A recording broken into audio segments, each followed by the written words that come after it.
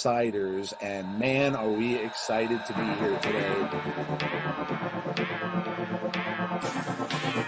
It's a party, baby!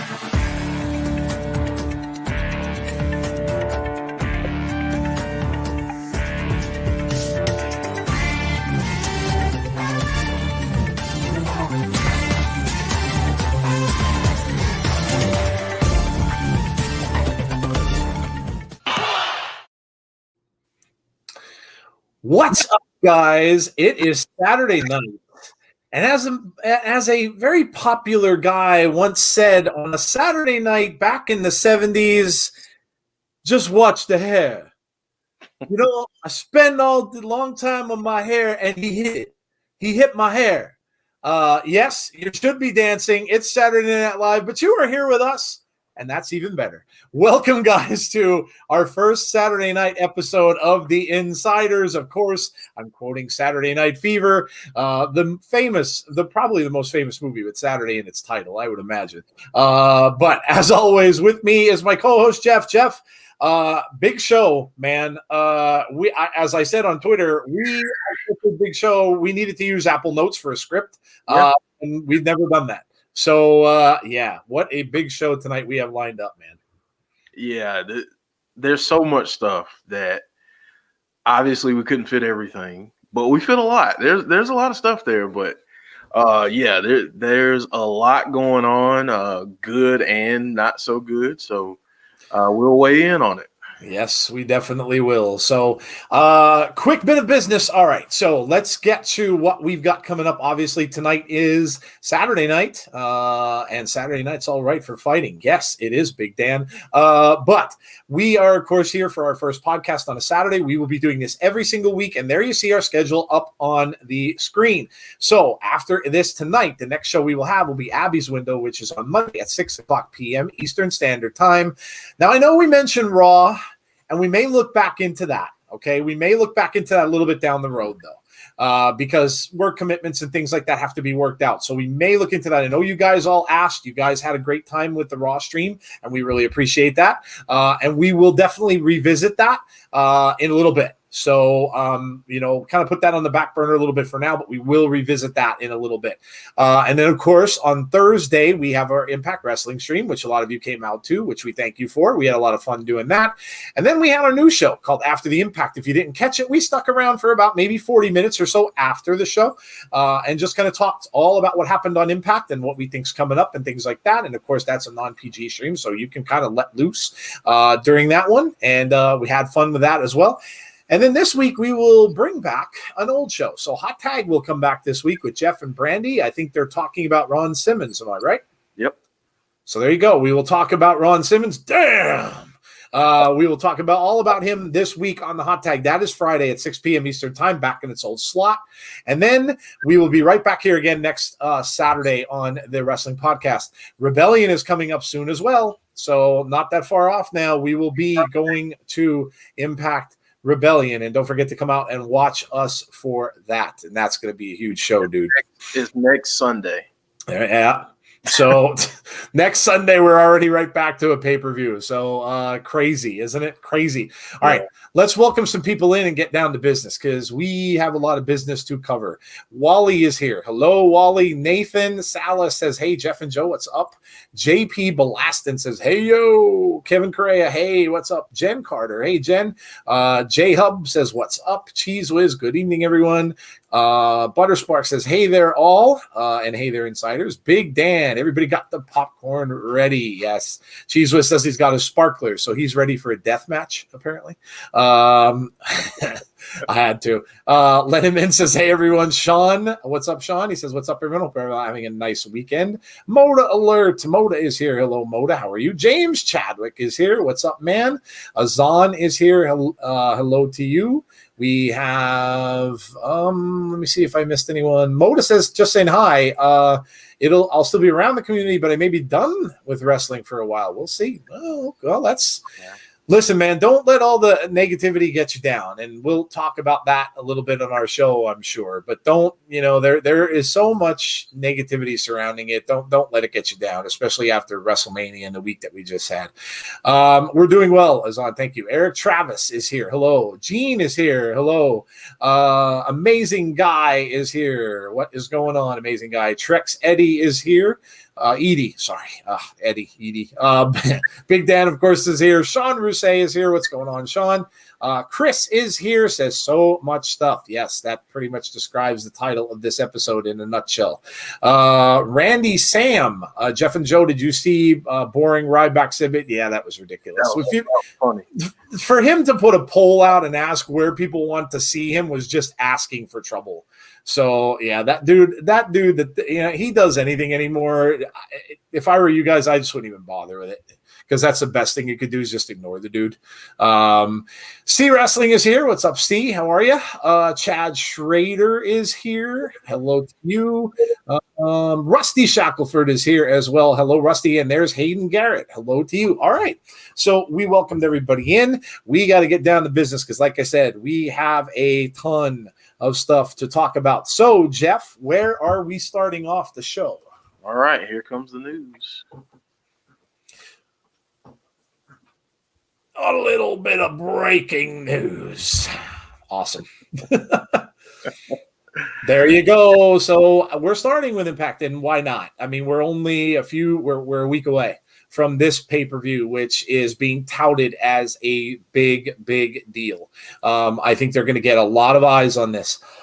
Excuse me. And whether or not those eyes are going to be on it for the entire show or for the latter half, just to see what's going to happen, which could be either way, it's going to be a huge show. And we had a press conference, an old style press conference. Like I said, it was funny. It reminded me of like watching Rocky, because every single Rocky you had a boxer's press conference, and that used to be a big thing.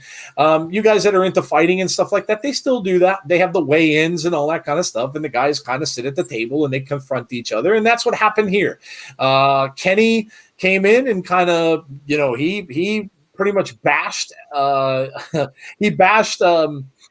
Oh my God, he bashed Rich Swann as bad as you can bash someone. And of course, then the fisticuffs started, slapped him across the face, and all things kind of broke loose. There were some great questions asked at this press conference, some that actually surprised me. Now, they dodged them. Don Callis did a fantastic job of dodging his, but they nevertheless were actually pretty good questions. PW Insider had one. I forget the guy's name from England, Jeff, but he had a good one too. Yeah. But they had some, and from what I hear, now I didn't get to watch it, but they showed some more of this apparently on the YouTube channel. So Kenny wins Insider's Riot Live. Hey, we got to shout out Firefly Revolution. Apparently, we might have missed Firefly. Oh, did I miss you? I apologize. Yes, hello, Firefly Revolution. But Jeff, what do you think of the? I mean, were you happy with the way it went down? I mean, did this? I guess the question asked is, did this add more kind of fuel to the fire and get you pumped up more for the match? Yes. And I think I said this on after the Impact, but you can feel how you want to feel about Kenny or both of these guys. I mean, not everyone is a fan of either of these guys. Yeah. But you got to admit that that made it feel like the big fights from back in the day, when you would see Tyson and Holyfield in the press conference. I mean, it gave it that kind of feel, and it made it feel that much more important. Then you get the addition of Mauro Ranallo. That was cool. That was a cool thing, and then he's doing a series on this match. So I mean, it makes it feel like a big fight feel, because these are the things that you get with like the big boxing matches. Yes. Like they used to do the 24, and they may still do it 24 on HBO for the fights. They used to be on HBO. Yep. Showtime does their own thing. So this kind of made it feel bigger.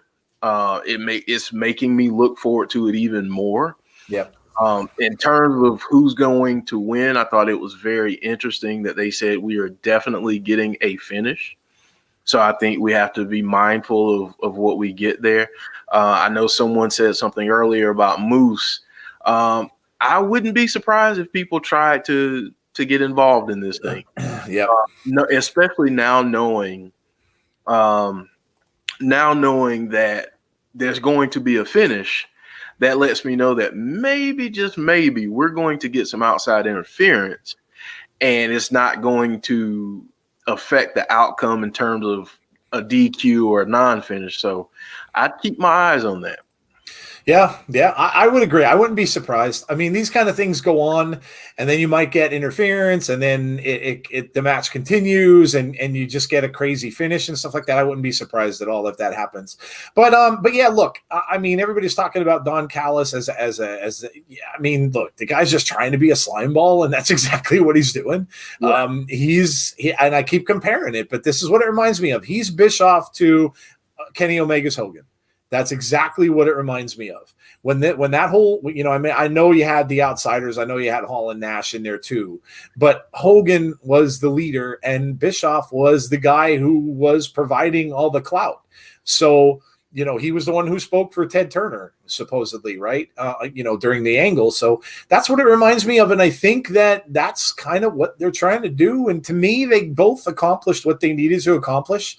Yeah, surprising to me that they said about the finish, and also surprising to me that they said that they were going to make it so that whoever wins is going to be on both shows.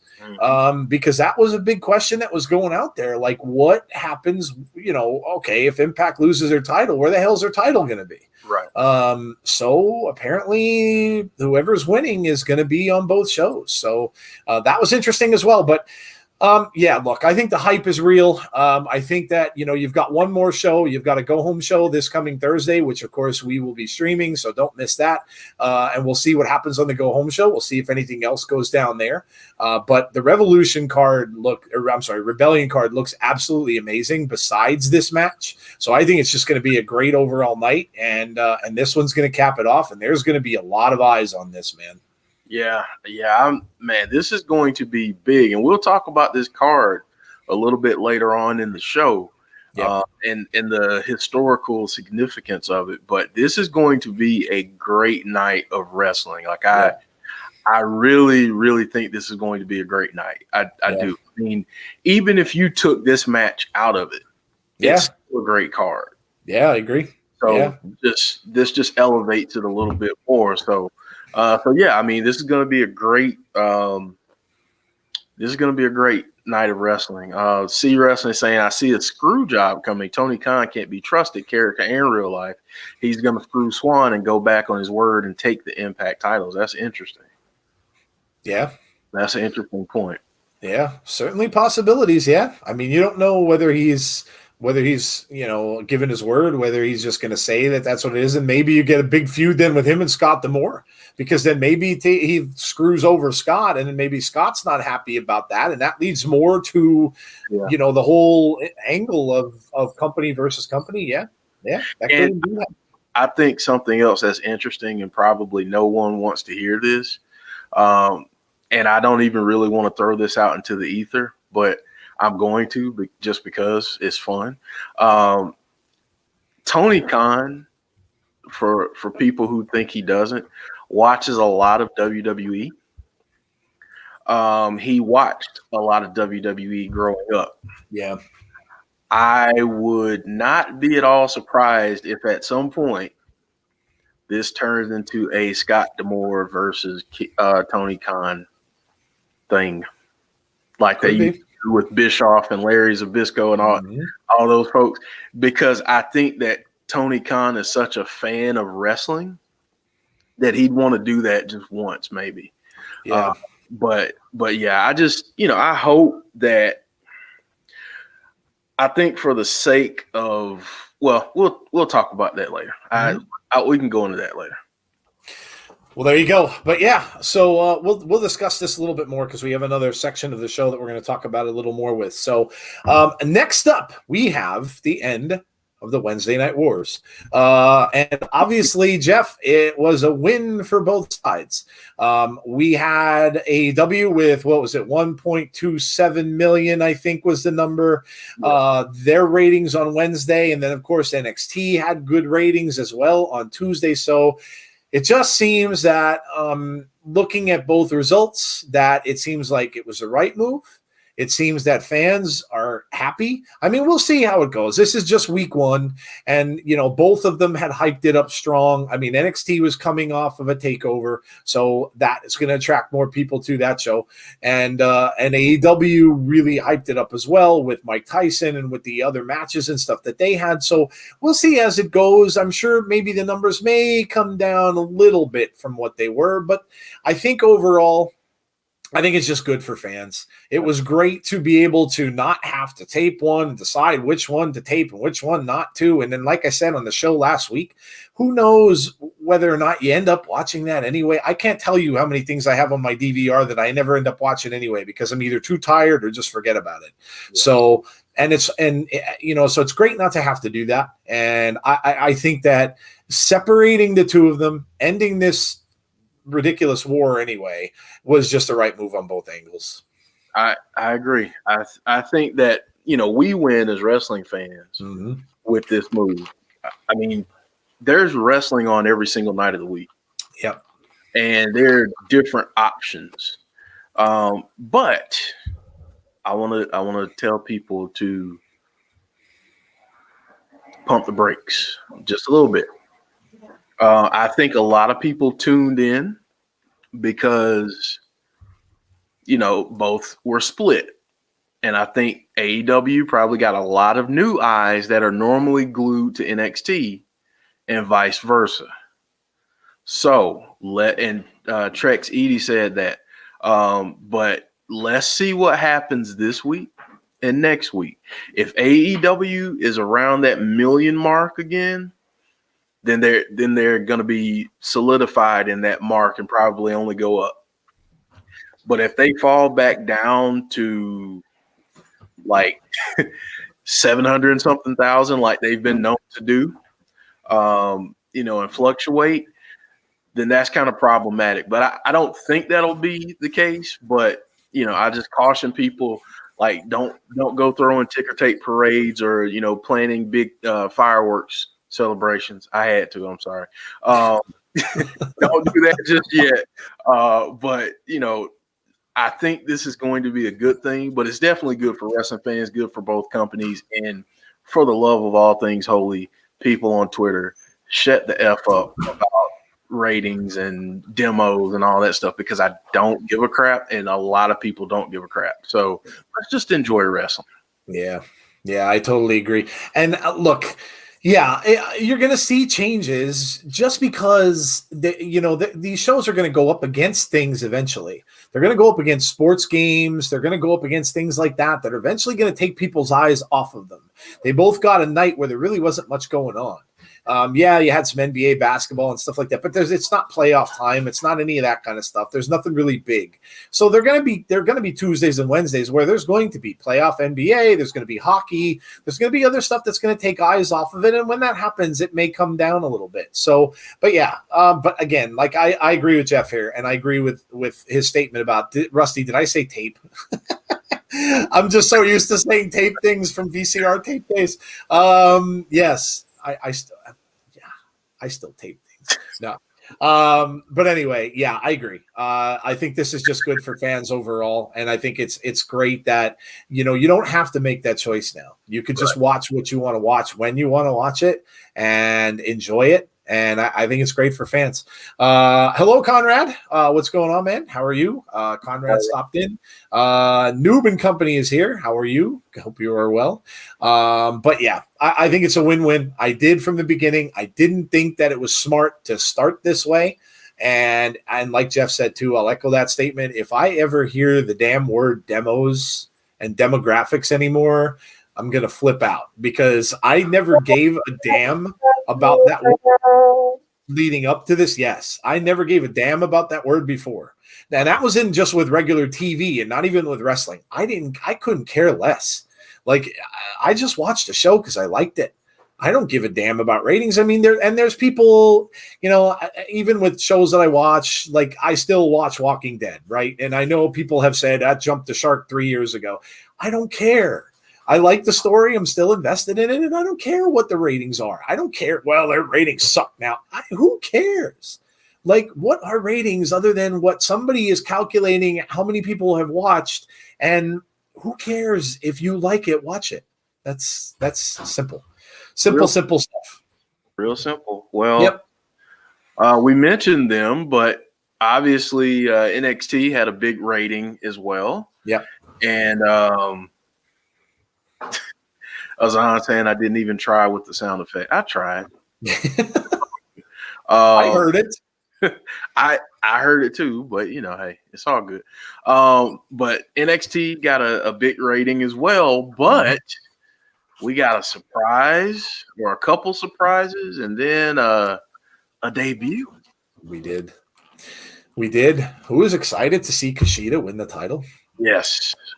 Especially after TakeOver so soon, because we just saw that title, was won there, and to have that happen and then go right into the next night, that's something pretty different. You don't see that much, when the champions get established, especially in the bigger shows, and even from the WWE side of it too. When you have somebody carry, that'd be like Roman Reigns winning and then losing the very next SmackDown. So it doesn't happen very often, and it was cool to see. And then, of course, Taya Valkyrie, or Frankie Monet, as she is now known, made her debut. And, man, what a great debut for her. They're throwing her right into the title picture. Right into the title picture. And I am excited about the possibilities of that matchup because she looks fantastic. Obviously, she's playing a character similar to kind of what she played before. And, I can't help it.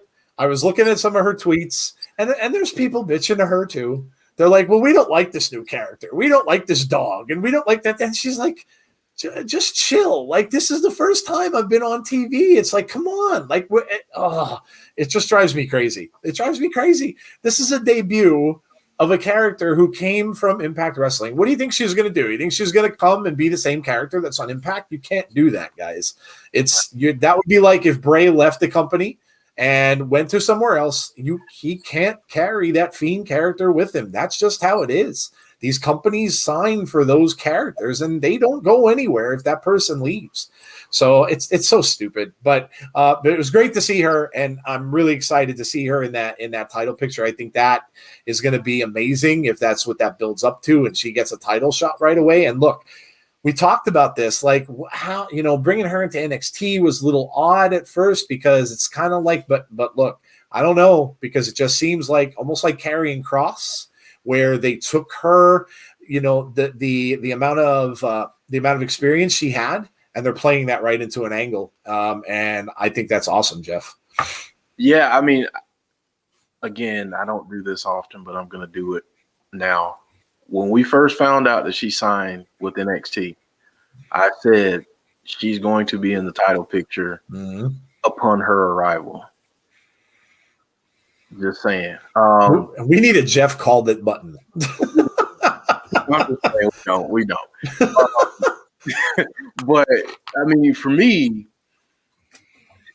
basically same path as Karrion Kross.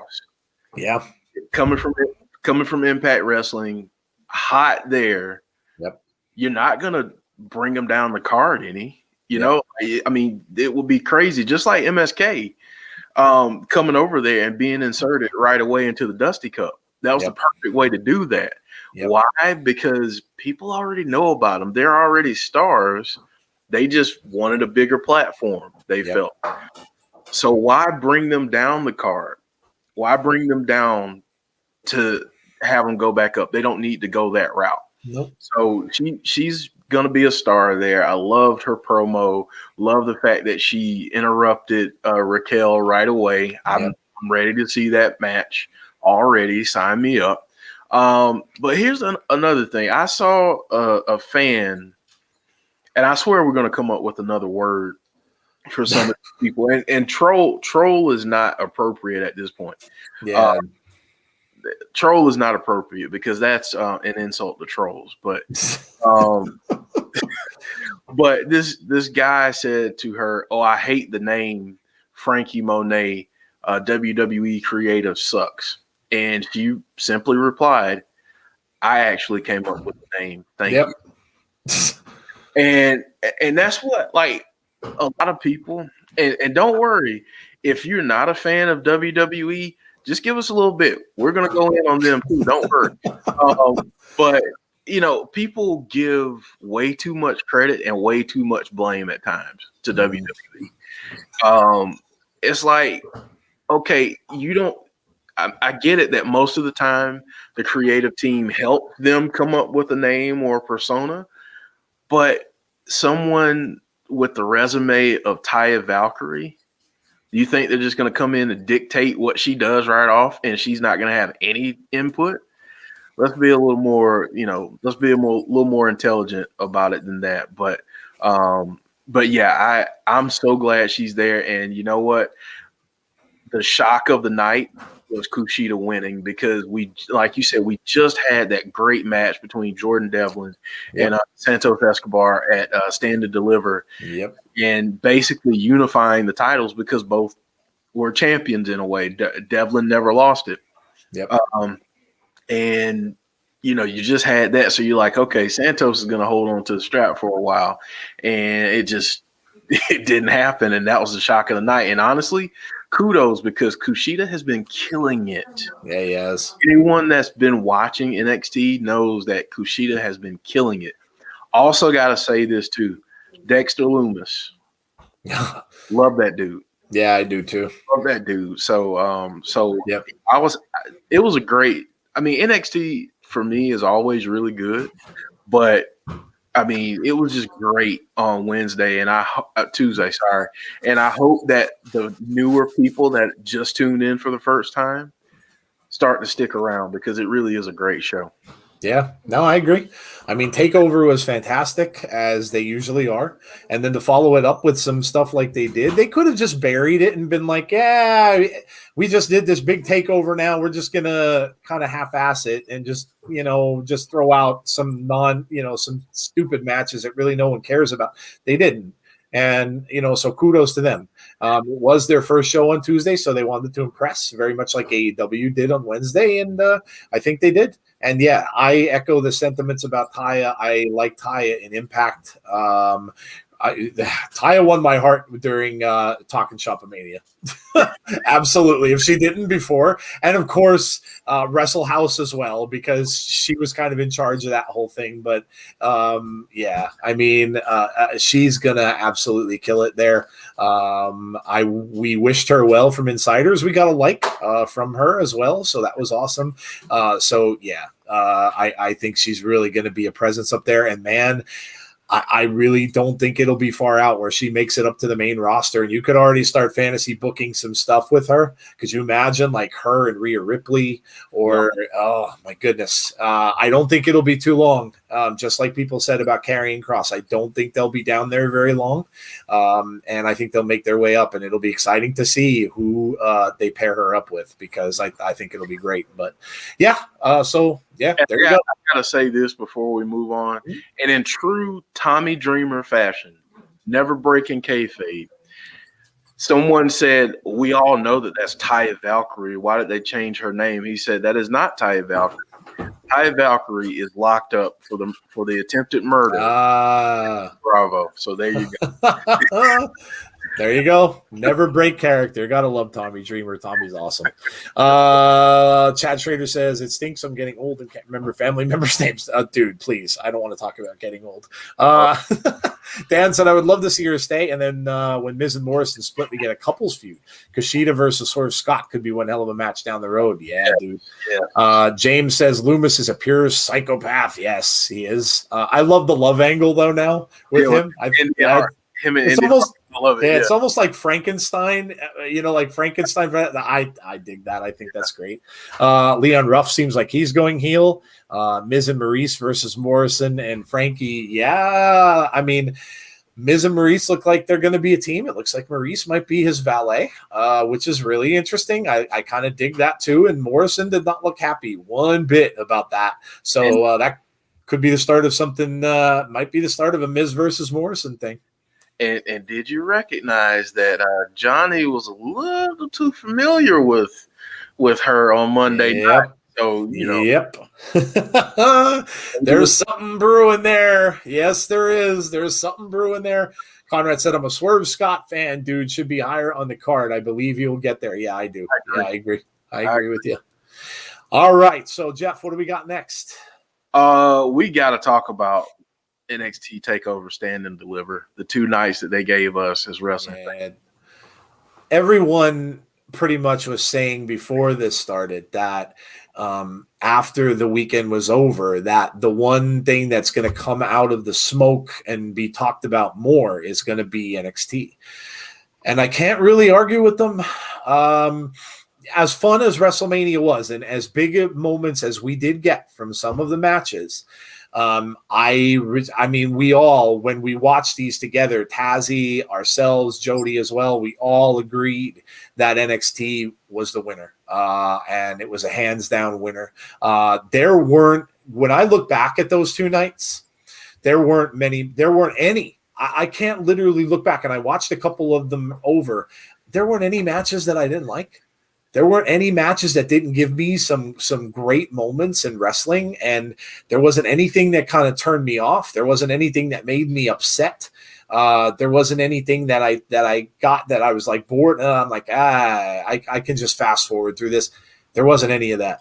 And when you could produce a show like that and you could keep that going, and we got such big moments. And I mean, Cross winning the title over Balor. I mean, we had the women's match, and you could still see Io Shirai coming off of that skeleton, as they have their picture in the air with her just flying off that skeleton.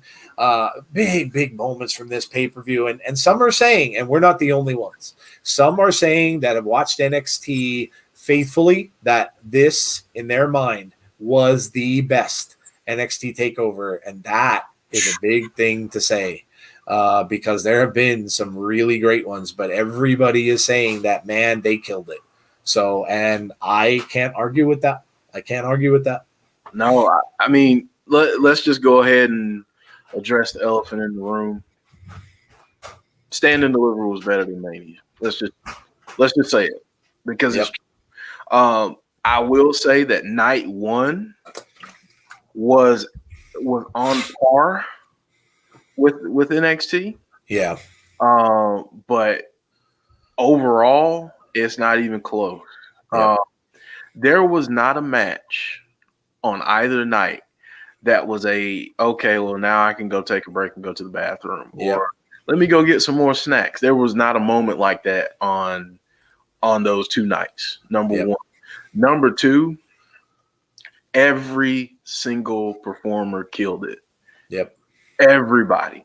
I mean, just everybody killed it. And, there were great moments. There were some things in terms of, with Io, are we going to see her on, Raw or SmackDown going forward? Yeah. Like what are we going to see at this point from her? Same with Adam Cole. Where do we go from here? How long is Karrion Kross going to keep this belt? And going to be the person to take it off of him, because he looks absolutely unstoppable.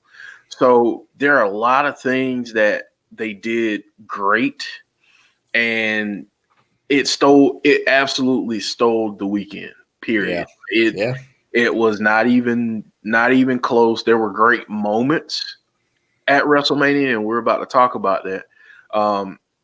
But overall, top to bottom, you can't get much better than NXT TakeOver Stand and Deliver. And I'll say this to finish. I've been watching NXT almost from the beginning. I've gone back. I didn't start at the beginning, but I've watched from the beginning. Now, I'll say this. Brooklyn is still my top 1. Oh, yeah. But this is 1A. And I can, depending on my mood, I can flip flop which is 1A or 1B, because this was on par with the best thing that they've done. Yeah. I think what you can see, and again, this will be a little bit of a segue for something we will talk about later, but I think you can truly see the difference in this company and WWE. And I think it's if you're a wrestling fan, it is outrageously clear. And it gets clearer by the weeks. It gets clearer by the pay-per-views, that you can see the direction of these two companies, where they're going. And and we'll segue into it. We'll talk about it in a little bit, but you can clearly see which one is better. Yeah. All right. Yeah. So why not? We gotta wrap up WrestleMania too, because we had WrestleMania as well. Night one was a lot of fun. Starting off with the whole thing with Vince McMahon, which I absolutely loved, when he came out with all the wrestlers on the stage and he kind of thanked the fans. That was a great moment. You don't get to see a lot of that from Vince. When Vince comes out, most of the time he's either in character and he's playing heel Vince, or else he's doing something that's addressing the locker room or addressing other wrestlers, whatever. We don't see him much anymore. So, and that's another thing too. You kind of have to treasure when you see the guy, because you don't know how much you're really going to see him on TV. And it was a great message. I thought it was really, really fantastic, him to come out and thank the fans like that for, watching the product all through COVID. And of course, I think they were all, and we saw that in the emotions that they had, which I think to me was one of the biggest things of WrestleMania, was the fact that the emotions from seeing the fans for the first time was absolutely tremendous and completely genuine. You can absolutely tell, when guys are coming out and they're doing their entrances, and then they're just kind of looking around and they're breaking character. That is overwhelming. And I tried to sit and tried to feel that way, like just to imagine how they would feel if that happened, guys. I mean, none of us may never know what that feels like, because you when you're walking out into a stadium where there are normally, hundreds of thousands of people, and then to walk into a quiet, empty place when they had to convert it to, the Performance Center last year, man, that had to have been hard. That had to be extremely hard for these guys. And the matches in night one, I enjoyed a lot of night one. And of course, the historic match that we got at the end with Bianca and Sasha was absolutely amazing. Again, the emotions were overwhelming, and both of them, just tears in their eyes. And then I loved the pictures that the fans got of the after shots after it went off the air. You had fans that were still there and they were taking pictures, and I loved the picture of Sasha Banks. Mm-hmm. Someone got a picture of her propped up against the barricade on the floor and watching from the floor when Bianca hoisted that title, and just a smile on her face. Amazing. What an amazing moment, and what an amazing moment in wrestling, to see that.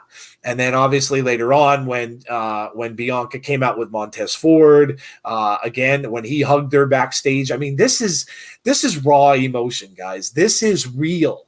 This is not kayfabe. They're not pretending. This is emotion that they're feeling. And it's so good, because it really, really brings you down to know that these people are human beings. Jeff tries to convey that a lot of times because people don't remember that. You criticize, you yell and scream at them, but these people are human beings just like we are. They have feelings, and even though they're out there putting on a show, it doesn't mean that they have to just shut everything off. And I really love that that's what we got. And for me, this WrestleMania, that's what I will remember. And honestly, when we saw Raw, I knew it was going to happen, but you could tell there was a drop-off. You could just tell when you left, and the Thunderdome is great for what it is. It's great for what it is, but you could just tell that it was almost kind of like letting air out of a balloon, because you had them in front of that crowd. You had the noise, you had the cheering, you had the chants, and then you go back to the Thunderdome and it's like, yeah. So, and we kind of knew it was coming, but they were my takeaways from WrestleMania, Jeff. Yeah.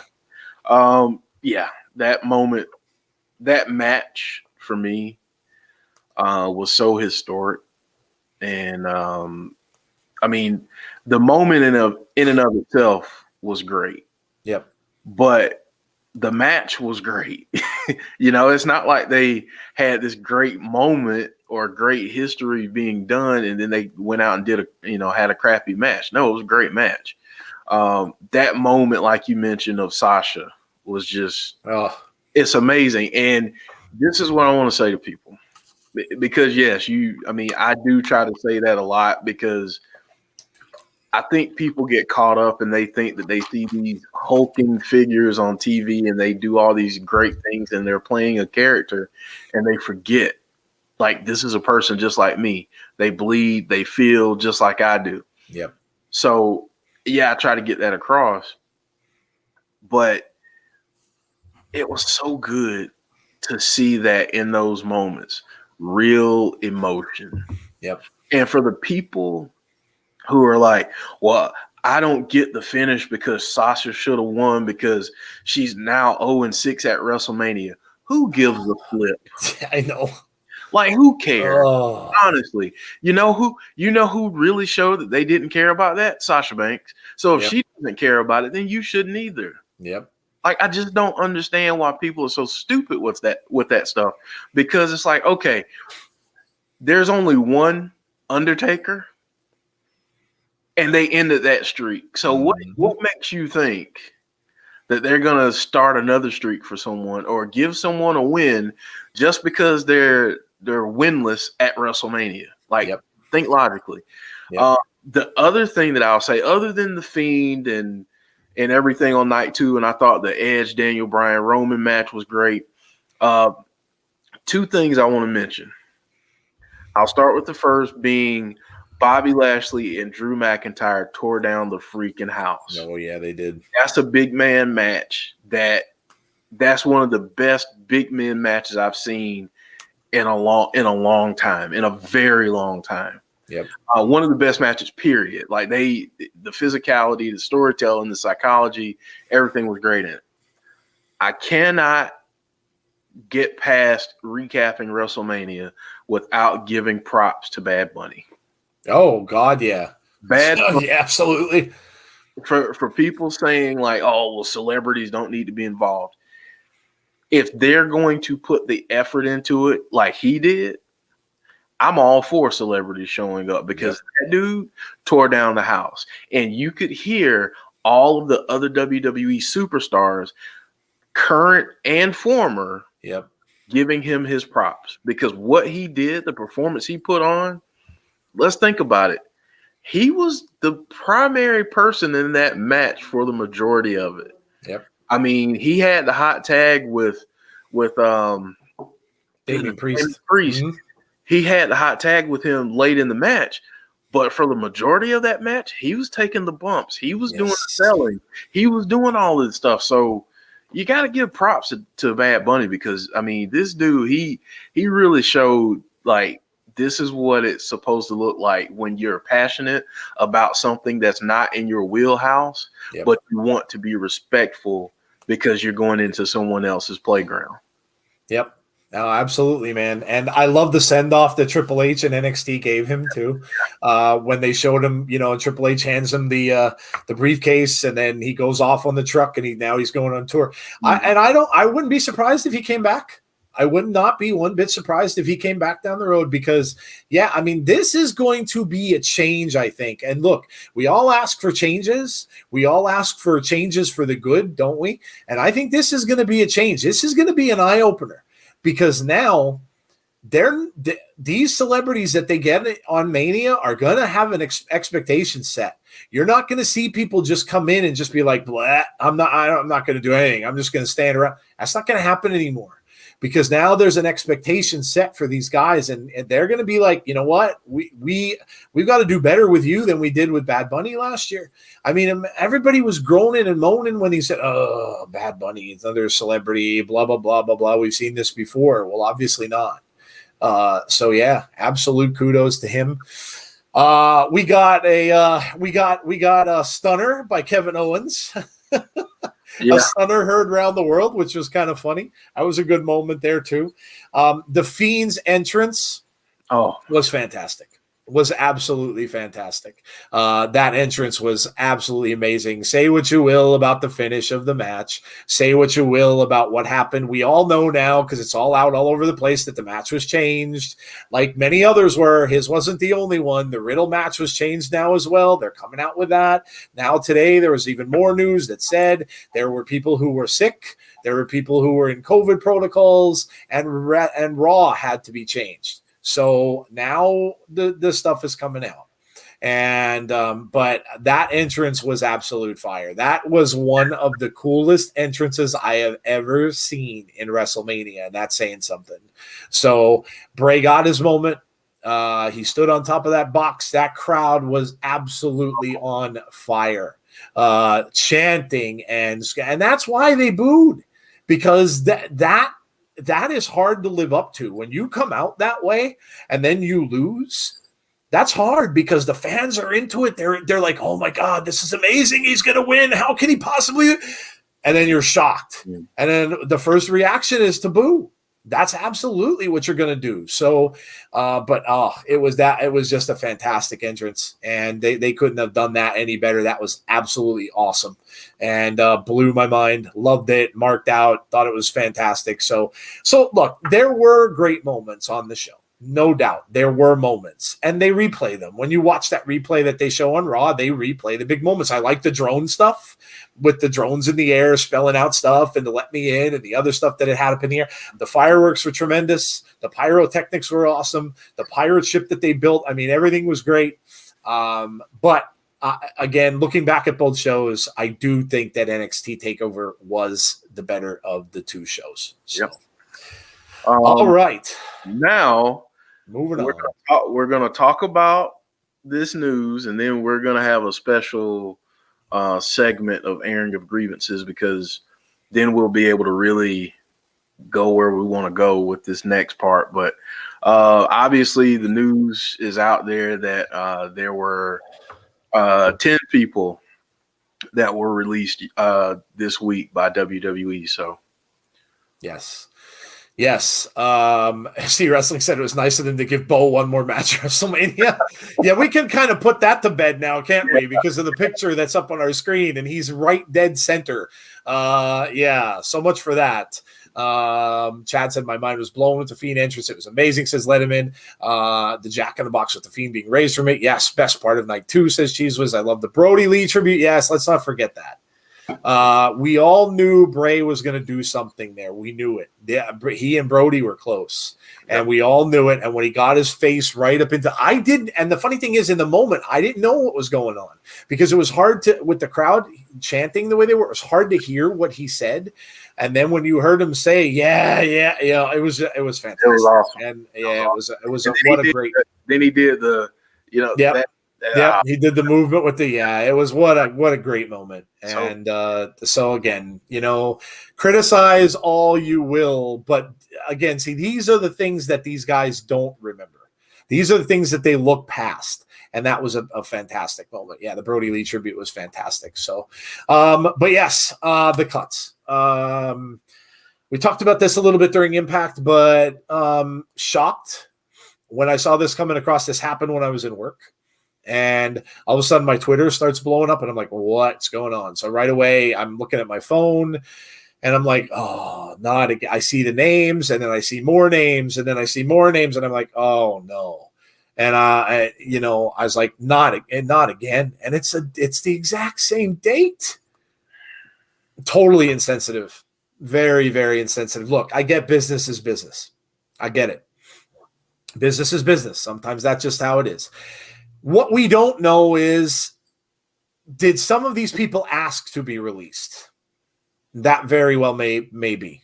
I think in Samoa Joe's case, it could very well be, because and C and I were talking about this, but he could very well have wanted to go back to wrestling.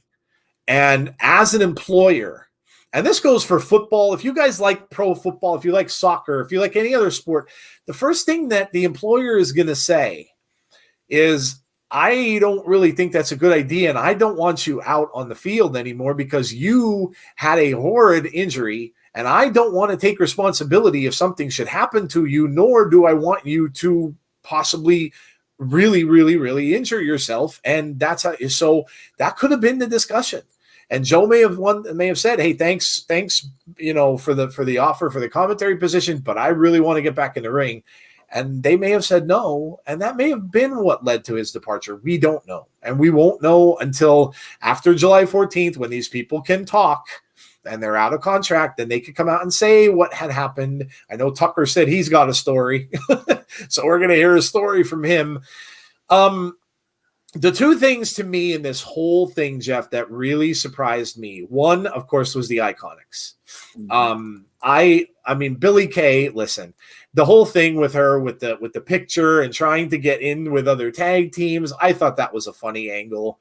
And sometimes I think the WWE needs some more humor in it. And I thought it was a funny angle. And she was at Mania. Yeah. So I didn't see that coming. And then Peyton delivered that amazing promo not too long before. So I kind of thought they were going to use that as a springboard and get her more involved. That was shocking. The other thing, and people are going to say I'm a fanboy, but Mickie James.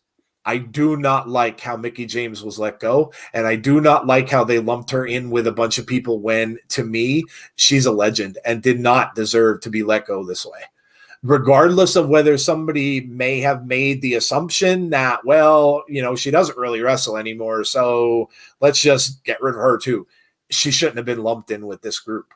And I'm not saying she, because she'll be the first one to say, well, I'm not better than any of these other people. And that's what I'm not saying. I just think that as what she has done for WWE, I don't think she should have just been, kind of pushed to the side and said, all right, yeah, Mickie James is let go as well. I think it was disrespectful. And I know she didn't harbor any bad feelings. She said all the right things. She thanked Mr. McMahon. And most of them did. They, with the exception, I think maybe of Tucker, may have been the only one who I didn't see do, but most of them did. They thanked WWE. They thanked Vince. They said, all the right things and said, thank you for giving me opportunities and this and that.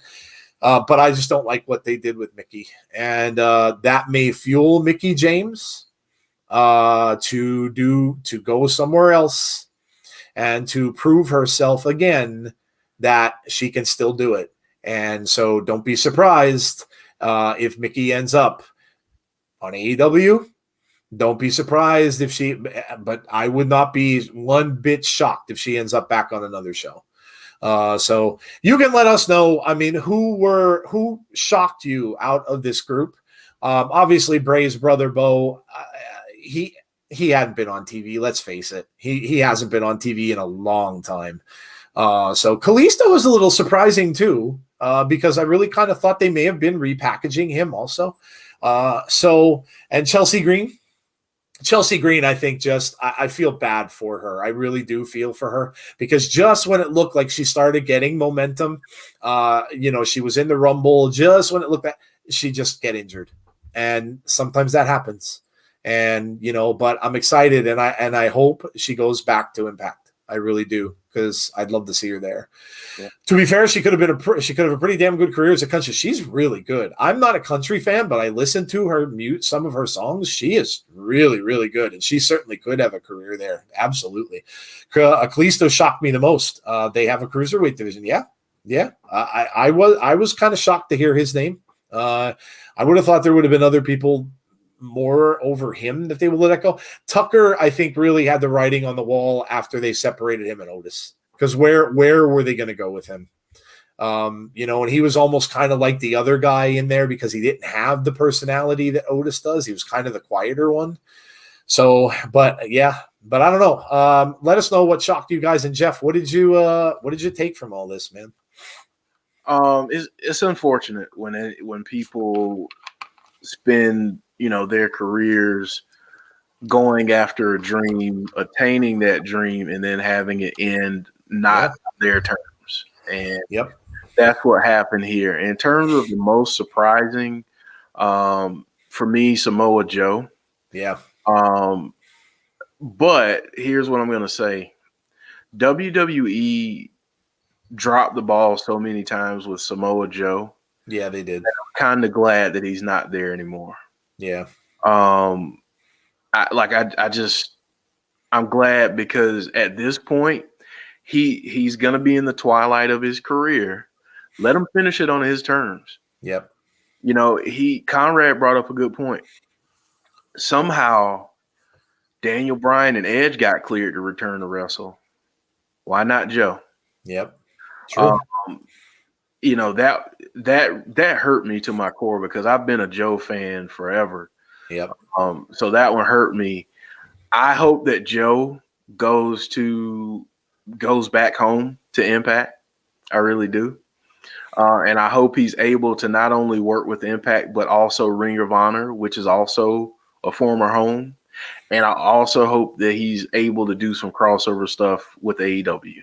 Yeah. Like that's my hope for him because he deserves to be in the limelight at the back end of his career. Chelsea Green, like you said, I feel bad for her. Yeah. Because she was just so injury prone. Yep. And see, thank you for that's a good point. He said he had like 12 concussions. I understand.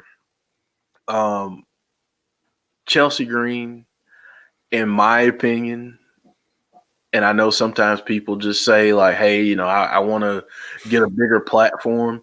She should have stayed in Impact or she should have gone to AEW. Yeah. Because her character in Impact was phenomenal. Yep. So you know, I want to see that return. I want to see her and Sue Young. No, yeah, dude, that'd be awesome. Or you know, if she ends up going to AEW, I wouldn't mind seeing her in Abaddon. Yeah. You know, because hey, we need Abaddon on TV. AEW. Sorry, I had to slip that in. Right. But yeah, I mean, but the ones that really like that hurt me was Billy Kay and Peyton Royce, the Iconics. What Billy Kay was doing was great, and it was something that was lacking on SmackDown. They needed comedy. Yep. She was bringing it. It was great. Peyton Royce, you know, not only did she show what she was capable of on the microphone, with that promo that you're talking about on Raw Talk. Yep. The match that she had against Asuka. Yep. That should have opened people's eyes. But you know what? WWE, good job. What you did essentially was you gave her a demo reel for another company to say, okay, we just need to elevate her when she gets here because she just took on one of the best wrestlers in the world, one of the best female wrestlers in the world, period. Yep. And she held her own, and the match looked good. It was a good match. You know what, WWE, thank you for doing that because now she's probably going to get a better deal somewhere else because of your lack of knowledge. And we're about to get to. You just want to go ahead and do this, Joe? You just want to go ahead and air? Yeah, we may as well. I'll give one quick thought, and I would be shocked if the Iconics aren't in AEW. Shocked, because they will add a lot of credence to their women's tag team division. So I'll be shocked. But yeah, let's go right into it. All right. Well, you know, we got to play a little intro to this section. So here we go. The airing of grievances. I got a lot of problems with you people. Now you're going to hear about the favorite segment of everyone who watches this show this is now their favorite segment. Big Dan has been waiting for this for the last 4 days with his popcorn ready. Yes, we are now on the airing of grievances. And oh my goodness, we kind of knew it was coming, and if we had something else we had to air them about, well, we may have had to change it up a little after the recent news. But Jeff, I'm going to let you start it off because I started off the last one. So the floor is yours, and then I will come up after you're done. Okay. We're going to take a deep breath because I have to. Yeah, we got to have. Yes. Okay. When you put people in charge of wrestling production that don't know jack crap about wrestling other than what they watched on TV growing up, or, internships or whatever they've done in the past, chances are they're not going to get the talent process. They're not going to get characters. I bring that up because apparently the story was that Kevin Dunn, the master of the horrible camera work, and all these stupid jump cuts and everything else that happens on these shows, didn't get Billy Kay's character. Okay, Kevin Dunn, you didn't get it. That's fine. Who got it? A lot of fans that watch your product. And you know what? They're pissed right now. I don't care how long Kevin Dunn has been a part of anything. It apparently shows that he doesn't understand wrestling today. There is a such thing as aging out of a position, and I feel like he's aged out of it. And the reason I say that is because wrestling today is different than wrestling 30 years ago when he started. Period. It's a completely different game. He doesn't understand it anymore. Period. He just doesn't. So when that happens, you need to bring in people who have wrestling experience that understand what today's wrestler is doing. It's a social media game. It's you got to have some type of personality, whether it's a heel or a face. You got to have something. Okay. Billy Kay, Peyton Royce, all the people, not all, but most of the people they released, they had something. You cannot tell me that there's not a place for them to be on your roster. Yep. The reason why people crap on WWE is because they do stupid crap like this. Not only do they do stuff like this,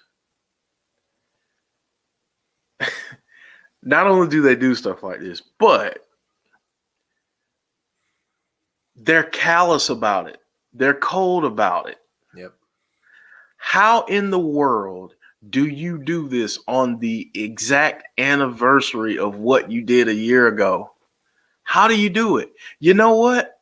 Even if you planned on doing it on the 15th, lie to me. Do it on the 16th. Oh, it's coincidence. We didn't realize it was a day off. Some people would have believed it. I would have seen through it, but some people probably would have believed it. And the other thing that I'll say is this. Be careful what you do with the people that you discard at WWE. Because these people that you released are going to be motivated more than ever before. Tucker has a story. I saw that Chelsea Green was on with Sean Ross Sapp today. Yep. I got to go back and watch that interview. Be careful what you wish for and where you let these people go, because you know what might happen? It just might so happen that where they go, the other company actually utilizes them properly, and people can see their true talent and say, oh my God, how did they not do this in WWE? And then you look like the fools, this big conglomerate, this big, monopolizer of talent, WWE, supposedly the pinnacle of wrestling. How do you continue to miss on talent? Yeah. That all comes down to the people that you have in positions who make decisions on TV time. And if they don't get the talent, if they're not at least familiar with the changes that are happening in wrestling today, then you're going to continue to not get talent, and you're going to continue to lose people to other companies. They're going to cut promos on you talking about how stupid you are because you don't get it. You know what? Like them or hate them, AEW gets it with talent. Impact gets it with talent. Ring of Honor gets it with talent. New Japan, I could go on. And the last thing I'll say is this, and I actually said this on Twitter. I'm going to say it here. I think I'm in a safe place. I think I can do this here. You know, and if you don't like it, I'm sorry, but I'm really not sorry. This is my opinion. I hope that not all of these people try to make a run at AEW. I don't think all of these people can go to AEW because I don't think AEW needs to sign them, and I don't think they can afford them. I don't think it's a good business decision. But here's what I hope. I hope that every single one of these people, with the exception of maybe one or two, ends up on Impact. I hope that what they did last year for Slammiversary is topped this year, and that we get to see these people thrive in their new environment. Because WWE, you can't make everybody cookie cutter and then expect them to get over because they're doing what you want them to do instead of you giving them a little bit of creative freedom, just a little bit, giving them a little bit of that creative freedom and allowing them to interject themselves, who they are, into the character. Work with your talent a little bit more so that they can truly be who they are and not some watered down version of whatever character you want them to be. Because, and the last thing I'll say is this: Kevin Dunn, John Laurinaitis, Vince McMahon. If you're out of touch with wrestling in 2021, if you're still trying to book people like you booked Hulk Hogan, it's time to give it up. It is time for you to walk away. Triple H has proven that he knows how to book. He knows how to run creative. Let him run it. I'm sure Shane could do well. Because if you keep making these dumb decisions and you keep letting people go that fans truly love, talent is not going to be the only thing that you lose. Very good. Very good. First of all, amazing guy. And I'm only going to tell you this once. You look as if you're really trying to start stuff in our chat. Please stop it. Because I've seen this from you countless streams. And I don't like calling people out, but I will if I see what I think I see you're doing. Okay, so that's number one. Stop, because I'm not going to give you another warning about it. So I don't know who you are. I don't know what you're doing, but it looks like you are just in here sometimes to fire people up, and I really hope you would stop it. Okay, I'm going to ask you nicely. All right, that's first off. I agree with everything Jeff said. Okay, first of all, the insensitivity of this, there's no doubting it. This was absolutely insensitive. And look, please stop saying that. And again, we talked about this. They are people. Okay? They're people. I have seen people in my career of 40 some years lose their jobs. People I worked with every day of the week. People I knew personally. People who I managed are my peers. You think it's easy? Do you think it's easy? Have you ever lost a job? Okay? Have you ever lost a job in your life? Do you know what that feeling is like? I've lost jobs twice. Both times I went out of there with my head down, got in my car, and bawled my eyes out because you don't know what direction you're going. You don't know if there's a guarantee that you're going to get another job tomorrow. You don't know that you're going to get, and that's what these people are feeling. They are humans. Okay? It's horrible to get fired. no matter what job it is. These people have worked their asses off to reach the top of to reach for their dreams. WWE is a lot of people's dream. When you lose that, it is horrible. Okay, it is horrible. And the fact that you don't give any credence to the fact that you just did this a year ago, and then you're going to do it the same day. So now everybody, what is it? Is it funny to you? Like, is it funny that, everybody's going to call this Black Wednesday now? Seriously? Is that really what you want? You want your people to know that maybe next April 15th that they're going to lose their jobs? Is that are we celebrating that? I mean, that's horrible. So that's first off. Let me tell you a small story about executive producers as well. These guys seem to really F up things sometimes. They're people who sit in the back. They watch things happen on a screen. And yes, look, I'm not saying that they don't have important jobs. I know that they do as well. But sometimes they are out of touch with things. I'm a comic book fan. I've absolutely loved all of these comic book movies that we're seeing up on the big screen. I think Marvel does a great job, and that's because they have an exec producer in Kevin Feige who knows what the hell he's doing. Do you want to know why DC doesn't do really well with their movies? Their executive producers and Warner Brothers suck. That's it. You saw, if you guys watched the original Justice League movie and now you watched Zack Snyder's cut of it, you will see what happened there.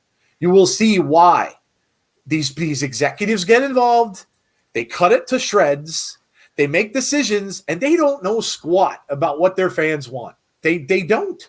They know absolutely nothing about what their fans want. They think they do, just like he had said about Billie Kay. Well, I don't get her. Well, super. Who are you? You're one freaking guy. Like, are you thinking about the millions of people that are watching your show? And maybe they get it and you just don't. Maybe you don't find humor in it the same way some other people do. Okay. But there should be other people in there that should say to him, well, who gives a shit what you think? You're the executive producer. Do your job. And we'll take the other job. We'll do whatever else we are doing, and or they get together and they all figure this out. I'm not saying that WWE can't cut talent. I get it. They look, there's a reason why they have the most talent. You know, they have a lot of people out there that they are just not finding room for. And I'm not saying that it's not a business decision. I'm not saying that it's none of that. I'm not saying any of that. Okay? I'm not saying any of that. And I'm not saying AEW is perfect. I'm not saying that either. I'm not saying anyone's perfect. And I'm not saying people don't have faults. But to do this the way that they did it, and then to have this come out about Billie Kay, that's ridiculous. That's ridiculous. Like, who the hell is he? And then everybody turns around and says, well, Kevin Dunn he's just a big kiss ass. And, well, that's super.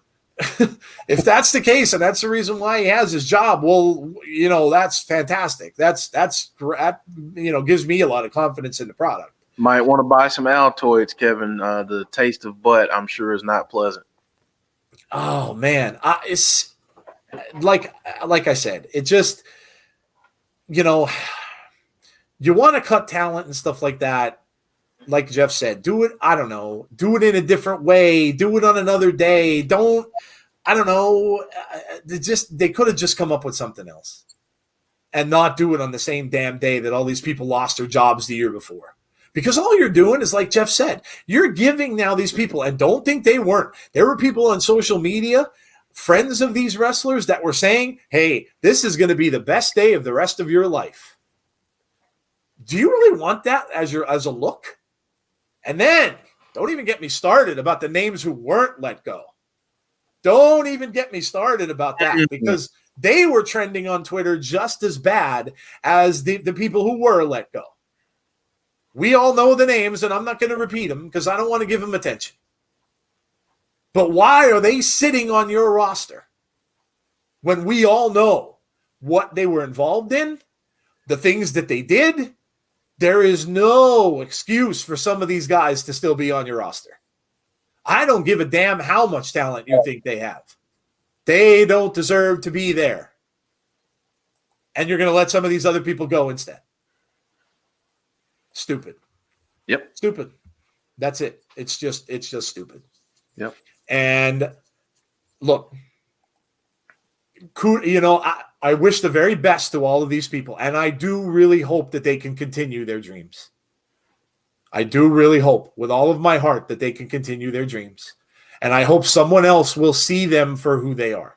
Like Jeff was kind of fantasy booking saying that, hopefully Joe goes back to Impact, whether the Iconics go to AEW and they have a different tag team name, whatever the case might be. But I wish them all the best in the world. I wish all the best in the world to all of them. And I hope they can continue. But I will bet you that at least a few of them won't. Remember that. Remember that when you hear news like this. Because it's not about us. It's not about us that watch them on the TV and that get entertained by them. It's about them. C just said it. Fire, danger, two-team dream. Yes. Why is he on a roster?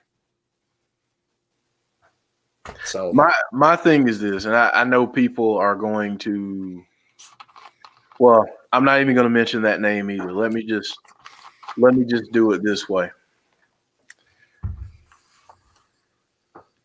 There were a lot of people last year that were let go because of allegations. Those people were let go for good reason. Even if the allegation turns out to be false, which in a lot of cases that wasn't what happened. As a company, where do you stand morally? Okay? Because a lot of fans care about that. I'm one of them. Mm-hmm. I have a lot of problems. I mean, I'll be honest. I have a lot of problems with him still being on that roster. I really do. And you're letting go of some good people, salvaging others. And I'm sorry, but talent does not negate bad character, period. It just does. Let's look at what's happening in pro football right now to some people. You don't think that one of the most prolific quarterbacks in the NFL right now isn't being looked at in a different light? And we don't know what is going on there, but there are a hell of a lot of lawsuits that are brewing against him that people are coming out and speaking out. And this guy was the most coveted person for a trade that you could have seen. So no one is above that. Go ahead. That trade market dried up real quick. Yes, it did. Yes, it did. And I know the guy, and I know what type of person I thought he was, and the type of person that he portrayed himself to be. If this stuff ends up being remotely true, and I mean, you always gotta, innocent until proven guilty, right, all that stuff. Right. But if any of it is remotely true, man, that's terrible. But yeah, I mean, my thing is, if you're gonna let people go, have some standards about that too. Not just because, we didn't have anything for them. What about the people who haven't been on TV, and he hasn't been on in quite some time? And I mean, just let them go. Let them go. Yep. And and people are gonna feel. I don't really want to get into the other thing because I know some people saw amazing guys comment. I'm not trying to single them out or anything like that, but in terms of people tweeting their opinions that we don't agree with and that kind of thing, while maybe you feel like that's not something that warrants someone being fired, there were a lot of people that were offended by that opinion. And when you're in a position of notoriety like these folks are, your opinion carries a lot of weight. And, no one's saying that you can't have freedom of speech, but when you have the public spotlight on you, you have to tread lightly. And when you don't, people have the right to say, you know what, I'm just not feeling that anymore. And it's just ironic that he's the only one at this point that's still in the company out of that group. And I'll leave it at that. And that is that. That is the airing of the grievances segment. It's become a very popular segment with everybody. And we hope you enjoyed this week's. We knew that, look, after this happened, we knew we were going to have things to say, and we had to get it out there. So, and this is our platform to do that. And we hope that you enjoyed that segment. So what did you miss, Conrad? Talking about football? Well, yeah, we were talking about a particular player who's in a lot of legal trouble at the moment. We'll leave it at that. Yeah. So Deanna says, use your platform in the right light. Yeah. It's scary that Dream still has a platform that influences kids. If any future allegations come out, WWE should be held. And I would think that for that very reason, you wouldn't want that. I mean, that's why NFL teams drop these players when stuff like that happens. They're gone. They don't think twice about it. Gone, because they don't want that kind of a thing to happen. So, all right. Let's move on, shall we, to I think we have a debate segment coming up. Here we go.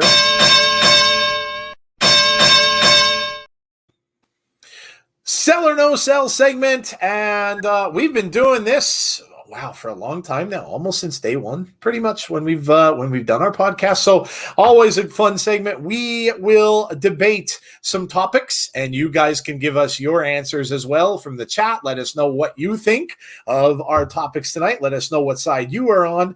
And topic number 1 is Impact Rebellion will be the biggest pay-per-view event in wrestling history. Wow, that's a big comment. That's a big comment. Go ahead, Jeff. I'll let you attack this one first. Oh, man. Even though I kind of Marley attacking I'm going to mute now. Okay. Even though I actually came up with this question, I didn't really think that I didn't really think about answering it, which is weird. But I'm going to say, if I can find my right button, which somehow they moved all over the place, I'm just going to say no sell.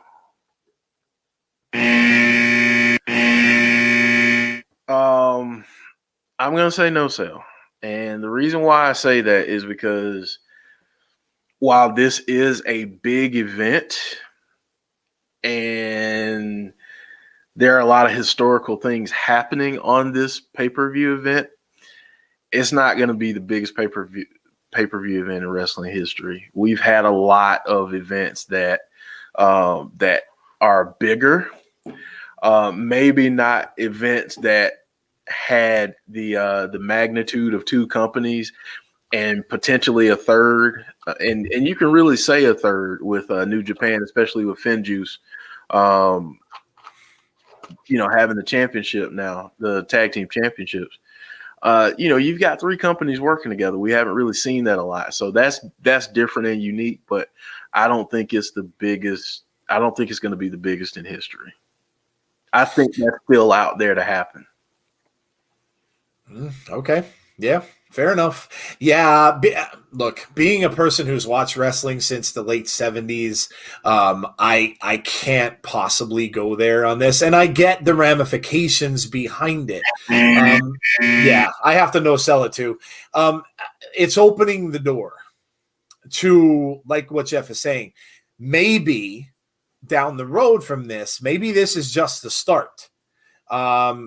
Maybe this is just the start of something that's heading towards something that's going to be much bigger. Now, if it comes up to be where, like it was mentioned on the show a few times, we get a 3 promotion combined show, well, then we got to maybe start thinking about something special. Because if we get 3 shows and that would be AEW, that would be Impact, and that would be New Japan. And if we get people from all of those promotions involved against each other in matches in a pay-per-view event at some big arena where they can have some good amounts of fans, then you might be talking something historical. But this one, no, it's going to attract a lot of eyes. It's going to get a lot of people watching just for this thing that Kenny's doing. And where this is going to go. But no, I can't say it's going to be the biggest pay-per-view event in wrestling history. It might be one of Impact's bigger ones. It might get a lot more eyes than Impact has gotten on many pay-per-views recently anyway. So it might be big for Impact.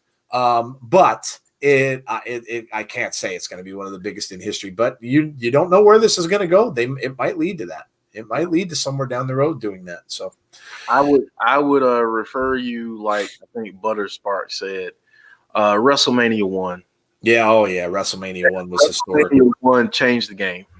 And then I would go to even WrestleMania 3 with Hogan and Andre the Giant, because to me, that's one I will never, ever forget, because I watched it through the lines of a scrambled television just to see what was going on. And of course, I rushed out to get the videotape when the tape became available to watch the whole thing. But that one was, and the amount of people in that stadium were just unbelievable. And I will never forget that.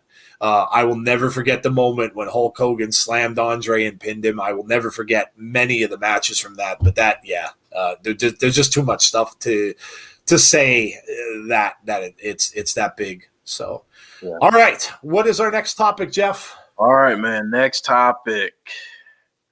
The number of factions in AEW is problematic. Tell them so. They do have a lot of factions, don't they? They do have a lot.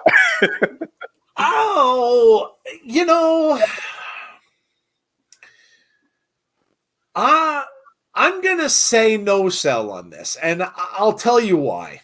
So, just to continue our little theme of what we had been talking about earlier on, if this is the way to get people on TV, and you maybe, look, AEW is not small anymore, guys. They have 3 shows going on now. They've got a lot more talent than they had, and they're signing more people. They're bringing in more people from the indies. They're bringing it. We just saw our friend Will Allday is now part of AEW. We interviewed him way back when. And so they're bringing in more and more people. So they're definitely filling up that roster. And the thing is, you can't always get them on TV, as we all know, and we just kind of talked about. So I don't think it's bad. You're getting them involved. the Dark Order, right? We all talked about, we went back and forth on that. I loved the Dark Order when it was first starting. I loved how that they were doing those vignettes and stuff like that. It looked creepy as hell. And then of course they changed it. And then everybody kind of soured on it and stuff like that. And then Brody Lee came in, and then it got good again. And then, and now they're kind of they're not really they're not a scary faction anymore. They're kind of more along the lines of a funny faction and stuff like that. They have Brody Lee Jr. there now and stuff like that. And so, but I like it. I like it because it gives some of these guys a home to be when they may not be on TV normally. So I'm okay with that if that's what they're going to do. Taz has his own little group of thugs, let's call them, because that's what Taz does. And now you have Jericho's faction going up against MJF's faction, and they, but look, the thing is, when you have factions, like we used to have the Four Horsemen, in NWA, and of course in WWF, and then in WWE, when you got Evolution, when you get DX, what happens with this is it's not always one big war. You'll get side matches. You'll get one guy wrestle another from the faction. You'll get a tag team wrestle from the faction each other. And they'll go on and on like that. And what ends up happening is you get some pretty good matches. You get some pretty good matchups from these things. So I'm not against it. Is it a little too much overkill? Maybe they're approaching that in little vicinity, but until they get everything settled there, and until they get their guys all kind of knowing where they want to go and stuff like that, I really don't mind it, because like I said, in a way, to me, I think it gets them on TV time, and I'm okay with that. Okay. I am going to, oh boy, That's a throwback right there, Jesse, saying faction wars. That wow. Yeah, right. Yeah, let's not talk about that right. Yeah. I'm just I'm going to no sell it too. And I'm going to approach it from this standpoint. A good way to take green talent and elevate them and, prepare them for later is to pair them with a veteran. And we're seeing that a good bit. We're seeing that a good bit with some of these factions. And I think, there's no better training than on-the-job training. One of the biggest criticisms of AEW in the beginning was that people were saying, well, they're just shoving old WWE guys down our throat. How is it that Chris Jericho can be a champion?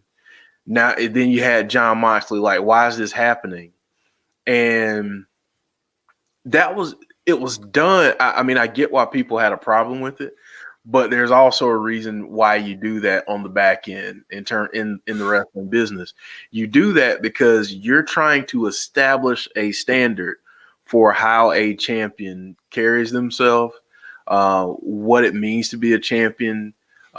People like Jericho are going to be leaders in the locker room. So the green talent, they're going to look up to someone like that and, and really take in and absorb what they say. So I think this is a really good way to do that. I mean, especially with the inner circle. Now, listen, my thing is with Mike Tyson, I could do without that. Yeah. Ratings, I get it, but now he's officially a part of the inner circle. Like, okay, come on. But at the same time, I just feel like this is an opportunity for the younger folks like Sammy to learn. Think about a Private Party with being with Matt Hardy and everything. I mean, think about some of those things. It's developing talent by giving them on-the-job training and pairing them with veterans that know the ins and outs of the business. So there are a ton of groups. I wouldn't be surprised if there were a couple more added at some point. AEW's looking at adding the trios titles, so the 6-man tag titles. They're looking at adding that sometime this year. But what I would say is, for right now, this is helping the younger people develop. And I would say by the end of this year, I would not be surprised if some of these green folks in the locker room aren't starting to take more of a leadership role in AEW. Yeah. Yep. I would agree. Well said. Yeah. So there you go. We both no-sold that one, surprisingly. Yep. I think a lot of people might have thought otherwise. What are people saying? That AEW has some big stars in the making. The pair of new stars. A bigger star brings attention to the kids. Yes, Jericho is just salty he didn't main event WrestleMania 33. There are about 8 groups in AEW: 4 Horsemen, NWO, Dangerous Alliance, Latino Stable. Yeah, and I mean, Big Dan brought up before too. Do you remember when the NWO split into the NWO Red and the NWO, and then we had the BWO, and we had the Latino World Order, and we had So it was overdone like that. That's just taking something that was a creative genius moment and trying to duplicate it. And you water it down, so it's like it's not as cool anymore. So Amazing Guy says we need a women's IBO for that. That would be cool. That would be very cool. I mean, they have the women's 4 Horsemen too, but that would be really cool if they brought an NWO back and made it a women's NWO. Yeah, that'd be awesome. Yeah, I would. That'd be great. All right, this next one's gonna be fun. Oh boy, yeah. Topic number 3. Is Bray Wyatt's story too intellectual for many wrestling fans? I thought of this one actually, and I sent this over to Jeff, and we're like, "Oh yeah, this is going to be a good one." I am selling this hard. I am selling, and so is my dog. I am selling this hard, and it's pretty simple. Why? I don't know anymore that people like to have it be hard to be entertained. I really don't. I don't think people like it. And I think we've grown out of that.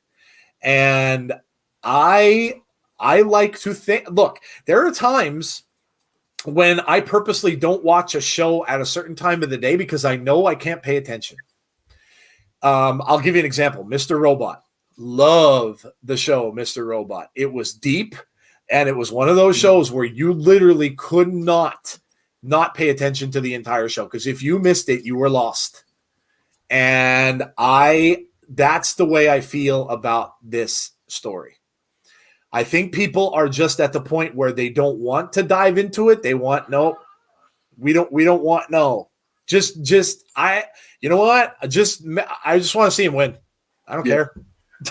I don't care. I just want to see him win a match. I don't care. And I just don't think they want to. I don't think they want to think about it. I just don't. And how all, I mean, on Jody's show every Monday, See Wrestling does it too. People dive deep into theories, and they dive deep into what they think is happening. I mean, we've gotten, oh my God, Twitter over the past 2 weeks has gotten downright biblical with this. Oh. With Samael and with Lilith and with, I mean, the stuff people found for that is amazing.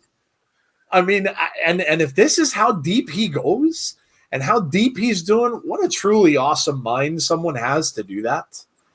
And but yes, I think it is. And I think, unfortunately, being entertained, people just want to I guess, zone out maybe. Mm-hmm. I don't necessarily want to do that. I want to be entertained, but I also want to think about it as well. Yep. And yes, maybe sometimes you're not in the mood. Maybe you're overtired. You didn't get a good sleep the night before, whatever the case might be. And you just kind of want it to be, well, then you know what? Then maybe wait till you're not. And then maybe wait till the next morning when you get up, you got, you just got rolled out of bed. You got everything. You ate your breakfast and you did your thing, and your brain's kind of moving, you know when you're like that, right? And your brain's starting to go, and then you could start to think fresh about things. And then you think, you know what? This is actually really cool. Like, it's really deep how this goes. And so, yeah, without a doubt, I think that's the main problem. And I think that's when you're seeing all this stuff coming from dirt sheets, and when you're seeing all this stuff coming from people like that, I think, and again, I don't know. This is a guess on my part, but I kind of just think that those folks don't want their entertainment to be hard. Yep. There you go. First off, I mean, this is pretty obvious. I love it. I'm gonna let's go. Let's take a little trip, shall we?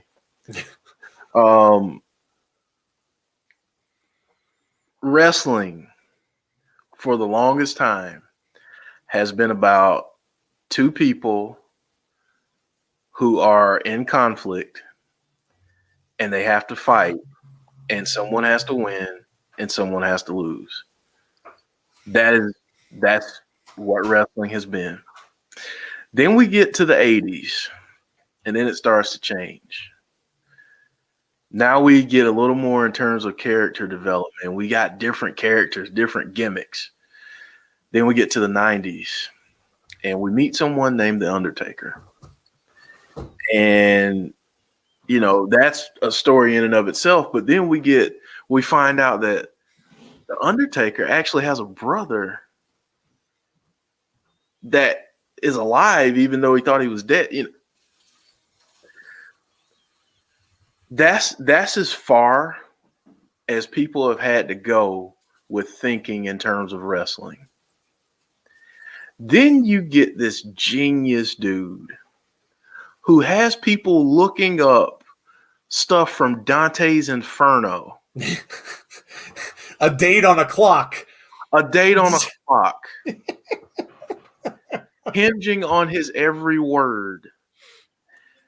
Our good friend C Wrestling breaks down the things that you might have missed, because there are things that you miss when this guy talks, when there are things that, you know, when he's on screen, there's so many things going on.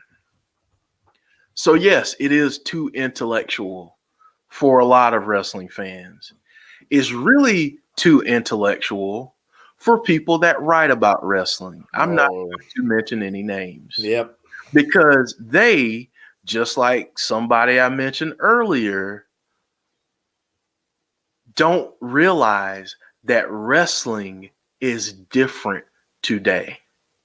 The days of Hulk Hogan hitting his 6 and 7 and 8, maybe 8 moves, and I might be giving him a little too much credit. Yeah, I think you are. Hulk Hogan hitting his moves, and it's so formulaic. You know how it's going to go. You know that Hulk Hogan is going to dominate in the beginning. You know he's going to be in trouble in the middle. Then he's going to Hulk up. Then he's going to point the finger. Then he's going to hit the big boot. Then the leg drop. 1, 2, 3. We're done. It's different today. Yep. It's a thinking person's game. And if people thought more, as opposed to just wanting to see the same old wrestling that happened back in the 80s and 90s, then a lot of these wrestlers that put time into developing their characters, a lot more people would appreciate them, because they would see that this is the true art of storytelling. That's what this story is. This is storytelling taken to a millionth degree. Mm-hmm. I mean, honestly, because this is taking elements from so many different places. This is taking elements from historical events. Yeah. Taking elements from religion, taking elements from horror movies. Mm-hmm. All of these things are interwoven to create this story. And that's what we're seeing on our screens. But because you don't understand that, you know, this is a far more complex story than Hulk Hogan hitting his leg drop, you crap on it? No, that's a you problem. That's not a Bray problem, or the people who support him. That's not their problem. That's a you problem. Because, you know, if you just want to watch wrestling and you don't want any kind of character or any kind of stories or anything like that, there are tons of places that do that. Go have fun. But if you know for a fact that you're just watching wrestling, you know, and you want it to go back to the good old days, then don't watch this, because this isn't for you. And if you're not going to watch it, shut your mouth. Shut your stupid mouth about something you don't understand. Okay? Yep.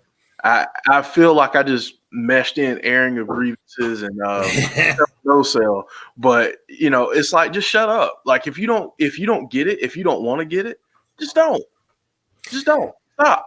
Period. Yep. Here's the thing, and I'll go back to my Mr. Robot example that I gave at the beginning. Oftentimes when I watch a show, I like to share it with friends, and I started talking to my sister about it.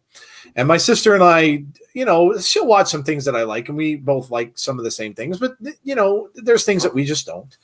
And I remember she watched it, and she watched a couple episodes, and she just, you know, we talked, and she said, Joe, I just can't, like, I can't watch it. I can't understand it. Like, I don't, you know, it to me. And she's like, to me, it's just hard.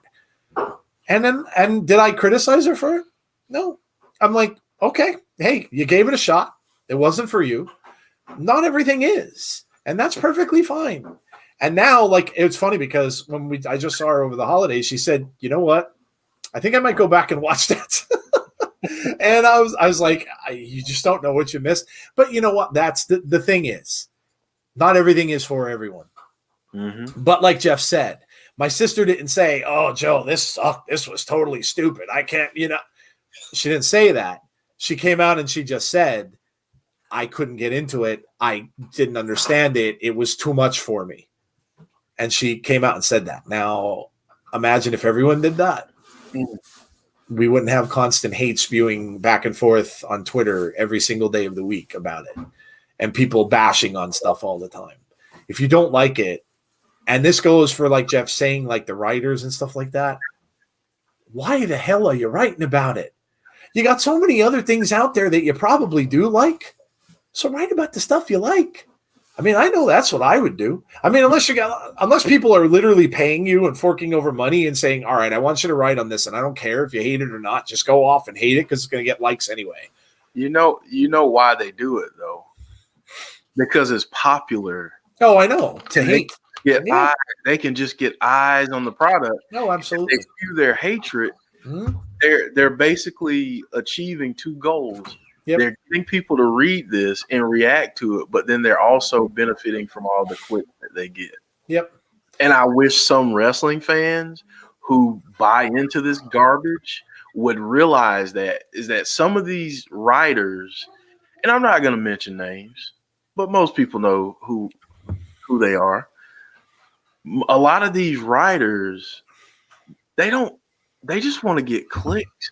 You know what? It would not surprise me if some of these writers were sitting there watching C Wrestling's videos, trying to break down what Bray did or said, and secretly they're sitting there like, oh my God, this is brilliant. But I can't say that to my because, that would mean that I agree with something that they don't. And I got to have something for people to, sink their teeth into and react to. So, I need to go on Twitter and act like a complete douchebag and, just crap on this just for the clicks, just for the likes, doing it for the gram or doing it for Twitter. You know what? Just come out and say that you're a fan of it. And, we all know. I mean, we get it. You can say you're a fan, or you can just say you're stupid and you just don't get it. So Jesse said a lot of fans want to watch sweaty dudes and chicks beat each other up while they marinate on their couch. They can't handle a complex story. Yeah, and look, that's fine. I mean, people have been doing that for years. That's fine. But then don't just come out and say it's almost like, to me, it's almost as if like, all right, so I don't understand something. Like, could you imagine if you were in a college class, right? And you're sitting there and your professor's trying to teach you. Like for me, I was always crappy at math, man. I hated math. I sucked at math. And him trying to teach me like calculus and crap like that. And I'd be sitting there looking at it and, you're sitting there and you're trying to figure out the stuff and you're just not getting it. It's not coming to that. Would like rising up out of your seat and being like, this is the stupidest thing I've ever seen. Why are you teaching? Could you imagine if you had a tirade on your math teacher because you didn't get it? It's the stupidest thing ever. Like, but it's, but anyway, I figured that would get attention. And that's absolutely the way I felt about it. When I was watching all of this Twitter stuff happening after Mania, this is exactly what I thought. I'm like, I just don't get it. Yep. They just don't get it, nor do they want to. But yet they certainly will go out there and bash it, won't they? Yep. So. Yeah, you know what? I never thought to say to my math teacher, you know what? This whole idea of algebra is buried. It's just buried because I don't get this equation. The equation was supposed to do this, but the equation it didn't happen that way. So this is buried. This is buried. Now this is such a buried art form. Math should not exist anymore because I don't understand. Oh man. Yeah. Yep. And that's actually funny that you mentioned that because there was a kid in class with me. Now this was back in high school. So in the golden age, the stone age. But yes, I had a kid that was in one of our classes. I think it was a geometry class. And the kid actually raised his hand. So he was polite about it. The teacher picked him and he's like, yes. And he's like, so Mr. So-and-so, when am I ever going to use this in real life? And he literally asked him in the middle of the class.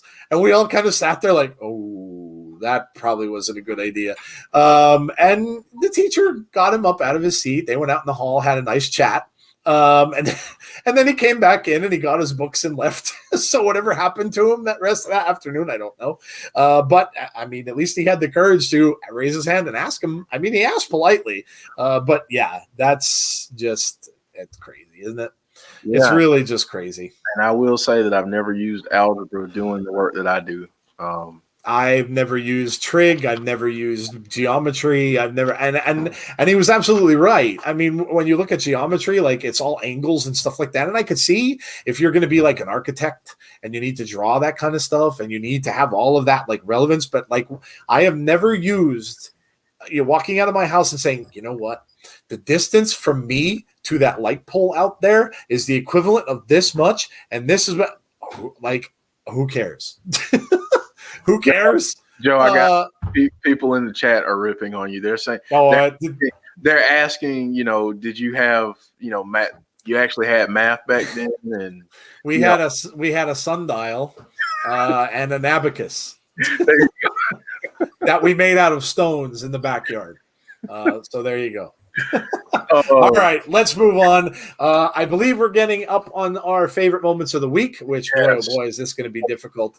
Let us know what your favorite moments are, because this is going to be a very tough segment to do with everything that happened over this past week. So we're going in to try to break it down to a top 3. We will do our best, but man, this is really, really tough with everything that went on. So Jeff, go ahead and start us out and give us your number 3, and you guys can play along in the chat.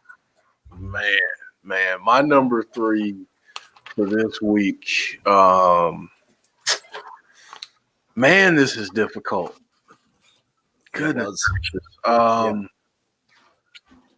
am going to give that to the press conference. Okay. Rich Swann and Kenny Omega, and people might be like, dude, you gotta be kidding me. But let me explain. This was an awesome moment because it's something that we haven't seen much of in wrestling. You used to see it back in the day. WCW back in the day would do some stuff like this, where especially if they had big names, they do stuff like this, but hadn't been done in a while. And then the significance of it is pretty historic in terms of, these two companies and title versus title. But then also allowing the journalists to ask questions was really cool too. That was a nice wrinkle. So, yeah, it was neat. So yeah, that was my number 3. Now I'll say this: when I get to number 2 and number 1, I'm gonna have an A and B and possibly A, B, and C. So I was thinking of that too. Yeah, yeah. My number 3. I'm going to go to Jazz's retirement on Impact. Impact really does this kind of thing well. Now, I know some of you are going to say, well, what about Nevaeh? I don't know what's going on with Nevaeh. I really don't. And I'm not going to speculate about it because until we hear, word that it's not a storyline or anything like that. But I think they really did Jazz justice here with this. They brought her out. Of course, she had some things to say. And then, of course, they ended up having the match. They got interrupted by Fire and Flava, and they came out and they had a match. And, of course, Jazz got to take part in that match, and she got to win that match. So she got to win her final match in an Impact ring. And then afterwards was a really great moment. They had all the people come down to ringside and kind of do a cheer for her. Thank you, Jazz. Thank you, Jazz. She deserves it. She's an absolute legend in the sport, and she is a pioneer for what you are seeing today in women's wrestling. And it was a great moment. And like I said, when the Rascals left the show, again, they did that very well too. So Impact is good at this kind of a thing. And they did a great job with Jazz leaving. And, kudos to Jazz for her career. If this is indeed the last time we see her in a match, then again, kudos to her and everything that she has done for the sport of wrestling and for the women. And Deanna says her speech was awesome. It absolutely was. Conrad says, #thank you, Jazz. Yeah, absolutely. And it was just an absolute great moment. So that was my number 3. Jeff, what's your number 2? And you can give A's and B's because I was thinking of the same thing. Yeah, because I don't know how not to. All right. So my number 2 moments, probably going to give an A, B, and C. First, Alexa Bliss revealing Lily. Oh, that was such a great moment. Is that a creepy ass puppet, man? really With the skeleton teeth? Good Lord. Yeah, that was great. Second part of number 2, the match that Drew and Bobby Lashley had. Yeah. Absolutely amazing.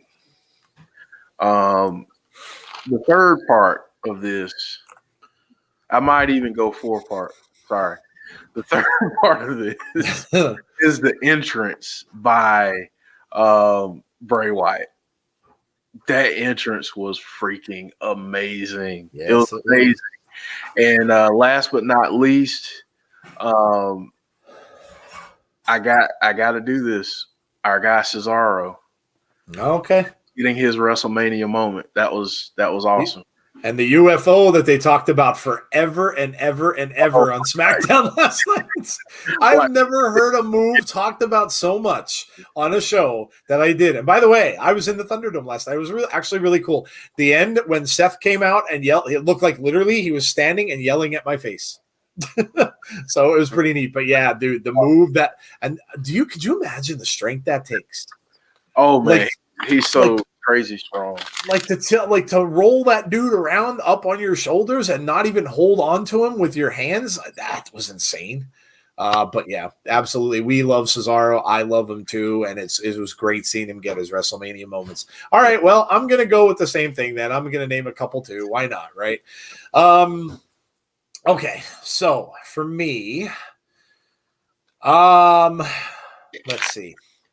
I'm going to go with, Bray's return on Raw. The Firefly Funhouse coming back. What was he doing? Everybody's like, was he like he reminded me of a televangelist? It was like how he was preaching with the stuff. I thought it was hilarious.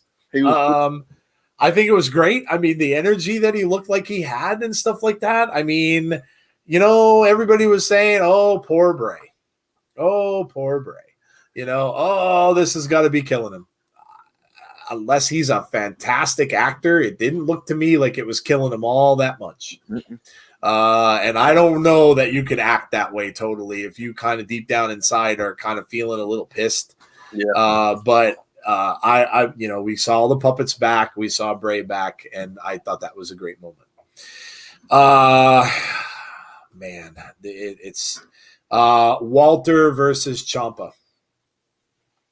This is, and I'll admit it, I don't watch NXT UK very much. This is the first time I saw Walter in a complete match, and oh my god, is that man a beast? Like I now understand when they're talking about the chops and stuff like that, and what kind of a chops would you? I mean, my God, the dude destroyed a table. Yeah, I mean, he destroyed a table. That was an absolutely amazing match. And I hope we get to see more of Walter on the main roster because wow, what an unbelievable match that was between those two men, and he just looks menacing, absolutely menacing. All right, next. Oh my goodness, I'm trying to go back to all of these shows. Let me say Mania. I'm gonna go to I'm gonna go to the triple threat. Of course with Edge and Daniel and Roman Reigns. And I'm going to this one because of this. At the end of that match, and if you guys can tell me, did you really think you knew who was winning that match? Because I didn't. At the point that was going on at the end of I had no idea who was going to win that match. No idea. They were going back and forth, and Daniel was laid out outside the ring. And then you didn't think he was going to come back in. And then Edge got laid out. And you didn't think he was going to come back in. And then Roman got laid out. And then Roman was going to get a concerto. And then it was crazy. It was crazy. It was written well. It was plotted out well. And look how they had Roman pin them. Both at the same time. So you don't think that made Roman look even stronger than he has? And yes, there were mitigating circumstances, but that's always going to happen in wrestling. But he pinned 2 men. And these 2 guys, like they said on SmackDown last night, were supposed to be the biggest 2 challengers that he could possibly have faced, and he pinned them both at once. So I thought that was fantastic. And then Karrion Kross and Finn Balor.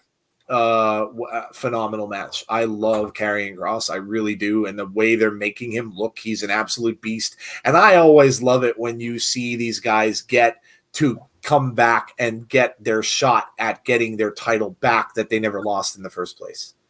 I wish it could have happened for Balor. I really do, but Balor was just out way a lot longer, and he didn't have a chance to do that on WWE when he was just, man, who knows where he – you want to talk about a career trajectory, who knows where he would have gone if he wouldn't have been injured and he didn't have to relinquish that title. So I thought the match was great, and I thought Kross came out of it looking pretty damn good, and I don't think they should take that title off of him for a good long time. A good long time. There's Tazzy saying, hey, party people, I know it's late, but it's an insider's party, baby. Yes, it is, Tazzy. Welcome. All right, Jeff, we're at the point. Man, we got to pick a number 1. Number 1, or in our case, a few number 1s. Yeah, right. So my number 1s for this week are all about the women. We got Rhea Ripley, Raquel Gonzalez, obviously Bianca Belair. Just great moments, all great moments. Yep. The Bianca and Sasha match was so great, so historic. I mean, I will always – there are certain WrestleMania moments that you remember as a wrestling fan. For me, seeing Macho Man and Ricky Steamboat, I always remember that match. Yeah. Like, always.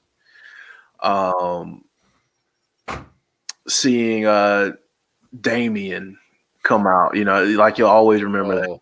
This is a match and a moment that I will always remember, like always, because like I have a daughter, and my daughter one day is going to be in a position where she's gonna start saying things that she wants to do with her life, and I want her to be able to say, I can do anything that I put my mind to as long as I work for it and I give it all I have. And some people may be like, well, why are you pulling that from a wrestling match? Listen, first off, women didn't get an opportunity to wrestle, to have a main event at WrestleMania. Now they're main eventing WrestleMania.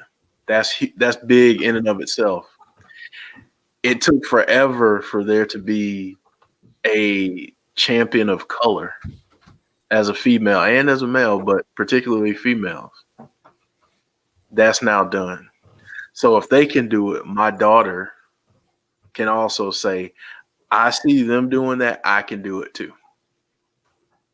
The other number 1 for me was Jazz, her retirement. Jazz, and I did this for a reason, because we wouldn't have Bianca and Sasha if it were not for Jazz. Yep. And people like her who were trailblazers, who paved a way for the women's wrestlers of today to do what they're doing. Jazz, back in the day, for the younger people that are listening, was a complete outlier when it came to women's wrestling. She was a complete outlier. Why? Because everyone else had on skimpy clothing, and they were someone's valet, or they didn't get the opportunities. Okay. Jazz, on the other hand, was kicking butt. Yep. She was kicking men's butts. Okay. So she legitimized more like straight up wrestling as opposed to having all of these gimmick matches, bra and panties matches, and all this. Like, she legitimized it. She was one of the pioneers. She wasn't alone. She was one of, though. Mm-hmm. So when you see all of these badass people like Rhea Ripley, Raquel Gonzalez, and all of that, I'm willing to bet that a lot of them drew their influence from Jazz, from China, from Jacqueline. So I had to give a shout out to Jazz as my number one, and I'm really, really glad to see her go out the way that she did on Impact, and seeing her over the last several months on Impact, it's just been, oh my God, it's been so good to see her go out this way, and hopefully this isn't the last time we see her. I don't think it will be. She's training wrestlers. That's right, Beth Phoenix. I mean, there are so many women that paved the way. So, but yeah, that's my number one. Yeah, that's fantastic, man. And I'm not going to be very far behind you with my choices as well. I think about moments, and I always say this on this list every week. It's more of a mark out moment for me. But when I think about moments, like Jeff was saying too, in his in his number ones, it's things that you just won't forget. And for me, I mentioned earlier in the show when Hogan slammed Andre. It was a moment when I was a younger man that I kind of was like, and it took my breath away.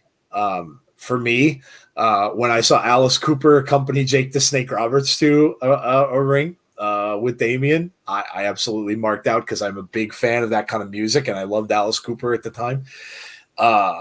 And it's just moments. And the moments that I had, Sasha and Bianca, no doubt. Look, watching that match was just emotional. And how could you not be? The history, the rivalry, the two of them being, just in that moment. And then, I thought it was done when the camera was off. And then when I got to see those pictures, I'll never forget it. Yeah. I'll never forget those pictures that those people took. That picture of Sasha should literally be, and I know WWE didn't sanction that, whatever. It probably wasn't WWE's cameraman. It was probably a fan that had been there and stuff like that. But honestly, they should take that picture of her and they should use that. That picture of her against the barricade smiling like that, they should have that SmackDown in WWE headquarters somewhere. They should have that blown up and put it on a wall. Because if that doesn't show you what your superstars are like and how they are, nothing will. Exactly. Nothing will. And like people were saying, well, Sasha hasn't won and blah, blah, blah, blah, blah. And I think C Wrestling pointed it out earlier in the show. Do you think she cared? Not when you looked at that. Not when you looked at that. Was she grumpy? Was she like, and has a big frown on her face? She had a big smile on her face. And I loved it. I thought it summed up the whole thing. And it was a fantastic moment. And like I said, I will never, that's one of those things that you will just never forget. Wow. Secondly, for me, I'm going to go with the Io Shirai and Raquel Gonzalez match. Because again, moments. And that moment when Io took off the skeleton, dear Lord. Dear Lord. And that didn't win. I thought for sure when that happened, Raquel's done. Yeah. If Raquel's done, she just dived off of a skeleton, for God's sake. She's done. And she got out of it. And she came back and she won the match. Moments. And again, I marked out about that. That was a fantastic, fantastic moment. and it was absolutely amazing. And lastly, but certainly not least, fans being back in a building. How long have we waited for that? And I know AEW has had some fans and stuff spattered in and everything like that, and we get to hear it. If you watch AEW, you get to hear them sing Jericho's theme, every week. And Chris Jericho himself said when he heard that, he literally came to tears when he heard that for the first time when they started doing that again. The emotions, the way that Vince came out and greeted them, the emotions that they had during the course of the show, hearing the chants, hearing the you suck, or this is awesome. Just hearing that again was amazing. Amazing. We've been in this darkness, and it's like, now, you know what? We're crawling out. We're coming up. We're crawling out of it. And boy, oh boy, there has never been a better feeling to me than seeing that and all of their reactions to everything. The reactions that I saw when I was paying really close attention with Bray's match and the reactions that they gave to that entrance. Oh, amazing. And I can't wait for this to be a memory and for them to move forward and be able to pack stadiums again. I am so, and not just because I'm a Cowboys fan, I am so looking forward to Texas next year. Because, man, they're going to jam-pack that place if they can, if we're in a position where they can do that, and let's pray and hope that we are. But they will jam-pack that thing to the walls, and they will fill that with hundreds of thousands of fans. And, man, oh, man, is it going to be fantastic. Whether it's one night, whether it's two, it is going to be amazing. And it was awesome. It was absolutely awesome. Joe, you know what might be better than that? What's that? If we could, this is just like a pie in the sky thing, but what if the insiders were live from WrestleMania? Wow, that would be something, wouldn't it? That would be something. Listen, it goes on the vision board. Yeah. That's what we'll. How cool would that be? It would be freaking awesome, though. That would be amazing, wouldn't it? We're live from WrestleMania. Oh, dude, I'd even use the Vince voice. We're live from WrestleMania. That would be awesome. Oh, that would be awesome. I would love it. I would. Oh man, SummerSlam will have fans, and they might start touring after that. Yeah, SummerSlam may have a good group of fans too. Yeah, it's awesome. It's awesome. All right, Jesse. I think it is. No. Yes, it is Jesse's time. So, Jesse, you can start warming up. But we also have something that we do during the course of this segment. So let's get into that, Jeff, and then we'll wrap this all up. Here we go.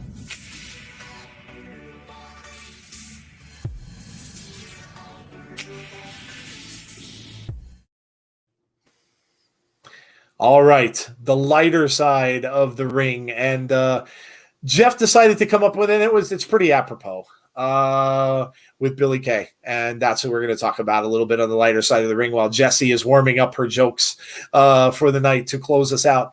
And we mentioned this a little bit earlier, Jeff, but Billie Kay, Alexa stops by Insider Show in Dallas and contorts. That would not be very funny. That wouldn't be very light. Joe would be in big trouble. I might pass out. I don't even know. I might pass out.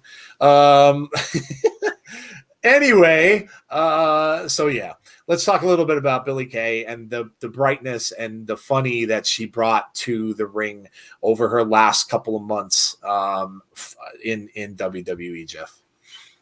Yeah, I mean, I really enjoyed her. Really enjoyed her and Peyton Royce together, but like she just had me rolling on Friday nights, and it sucks. Like it really sucks that she's not going to be there.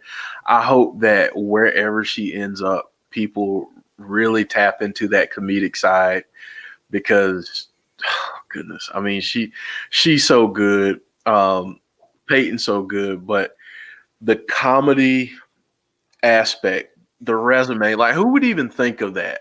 It was so it's so good, and the way she would present the resume, and she's trying to get on everyone's team and all. It was just great. So I mean, kudos to her for really leaning into that and doing well. So. Yeah, gonna miss her for it. I thought it was fun too. Again, I like people that do the comedy. That's why I like the Impact stuff. That's why I like the Wrestle House thing. That's why I like the Swingers Palace that they're doing now. It takes a special person to make people laugh. Mm-hmm. And if you got that, boy oh boy, what a talent. That's why a lot of these comedians, Robin Williams is a guy who comes to mind for me. He just was, when you'd see him, was just absolutely insane sometimes. But boy, if you can make people laugh, it's a great talent. And she did. With the contract stuff, she kept getting in people's way. She would be trying to do all this kind of stuff. She would interfere in matches. People would lose matches because of her. And then she finally found someone that took her resume. Carmella took her resume. And we kind of thought, and we kind of hoped that would be going for. I mean, they would have made a pretty good team, and it may have been a funny team too, because Carmella can do that kind of stuff. Carmella's character can get with the funny. I can totally see that, but unfortunately, we are never going to see that. And but it was, and she will be missed. And even in her time in the Iconics, I absolutely loved them. I thought they were great. And she will definitely be missed. But yes, so there you go. A little tribute to Billie Kay and her comedy that she was doing in the WWE, obviously before The Purge Part 2, almost like a sequel to a horror movie. Yes. What was better, the resume or the list? I was going to say that James brings up a good topic. That's a good question. You're on the list. For Sell or No Sell maybe next week. That's a good one. Yeah, we might have to do that. That is a good one. Yeah. Jericho's list was always hilarious too. Yeah. See that's another thing. Like, Jericho is so well-rounded. Like, he can do the serious, he can do the comedy, and that's man, you're a special talent when you can do that. You really are. You really are. All right, Jesse, go ahead. You're up. It's all you. I think Jesse has 7 jokes. Good Lord. Yeah. Jesse's been warming up. So it is time for Calynn Corner. As you can see up on the screen, this is the time of the week when we have Jesse kind of take us out of the podcast with some jokes. And some will argue that they are very funny. I happen to think she's funny, but of course, wrestling, he thinks she makes him sleepy. So there you go. I hope you guys all enjoyed the show. It was a jam-packed one. We had a lot to talk about, and of course, you would kind of know we would have with everything going on over this past couple of weeks. And just glad you were here to join us on our new night, and really happy to see you all, because I know it's tough when people switch from a night that they were on for the longest time and then come to a new night. So it was really cool to see you all, and we're glad you came over and spent some time with us. All right, she has a warm-up. Did you ever get the joke about the hole in the ground? Never mind. You wouldn't dig it anyway. Oh. All right. Okay. Warm-up joke. That's okay. I like it. Rusty's got his popcorn ready. But yeah, really appreciate you guys coming out and joining us on Saturday. You picked the night. We decided to do it Saturday, and look, I guess it's going to work out really well. So we're glad that you joined us for it. Conrad's getting in on it too. That's a good one, Conrad. That is a good one. What did the tailor say about her job? It's so. Nice. Right. Very nice. There you go. C says a warm-up joke. Nah, my heart is still cold. It's so funny, isn't it? Jessie now has her own. Jessie's getting heckled. I know. Jessie's getting heckled just like a regular comedian. She has a heckler. There you go. Oh, that's great. You made it, Jessie. Yeah, Jessie. See, your comedy made it. You've been heckled. All right, number 1. Why did the bike fall over? It was too tired. Oh, that's clever. Clever.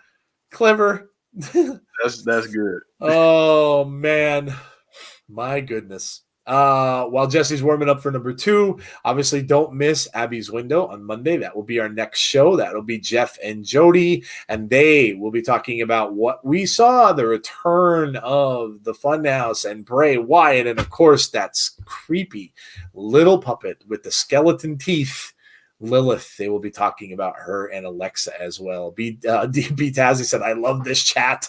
Bit offensive to bikes. Cancel Calynn Corner. Oh, no. Now he's coming at you with cancel culture. Oh, no. Whoa. Jesse, you're in trouble. Now you really made it, Jesse. Witches be wild, and that was hilarious. That was funny. That was really funny. And how about what did he say to Abby? He said, get out of here. He told her to get out of here, I think, didn't he? When he went over the window, you be gone. Oh, that's what he said. Yeah. Be gone. Poor Abby. Abby curses a little bit and she gets tossed out. Yeah. Number 2. What does a nosy pepper do? Gets jalapeno business. Oh, a play on words. That's very clever. That's good. Jalapeno business. I like it. Oh, man. But yes, very clever. Jeff and Jody will have a lot to talk about on Abby, so don't miss that. That's 6:00 p.m. Eastern Standard Time on Monday. And then we will be off until Thursday when we will be back with our second episode of Impact. Don't miss that one. That is a go-home show. So that will be a big one. That is the go-home show for Rebellion. So I'm sure the card already looks awesome.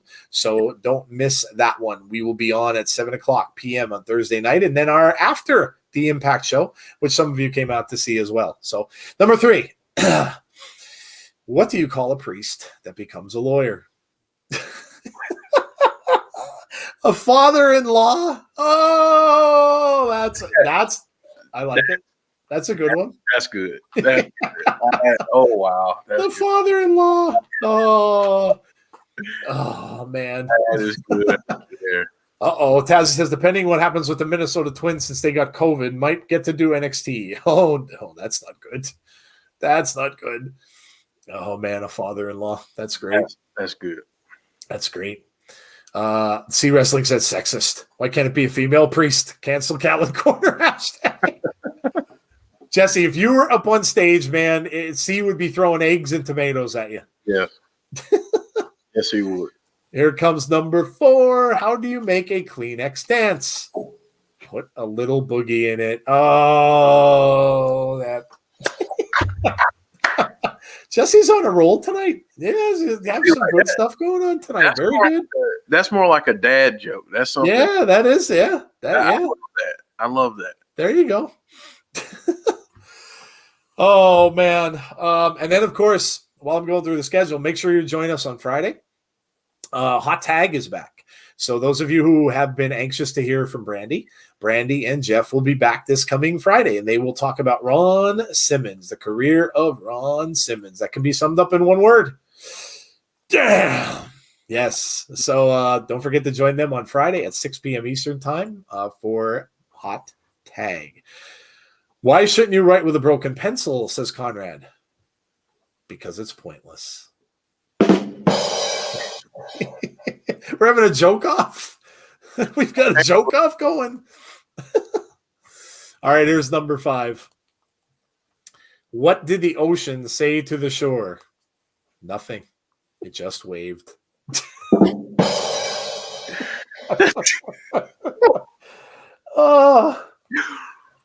Oh my God. This is why we do this, because it's good to laugh. And and I mean, C is heckling. People are laughing in the chat. Look at all the smiles we have going on in the chat.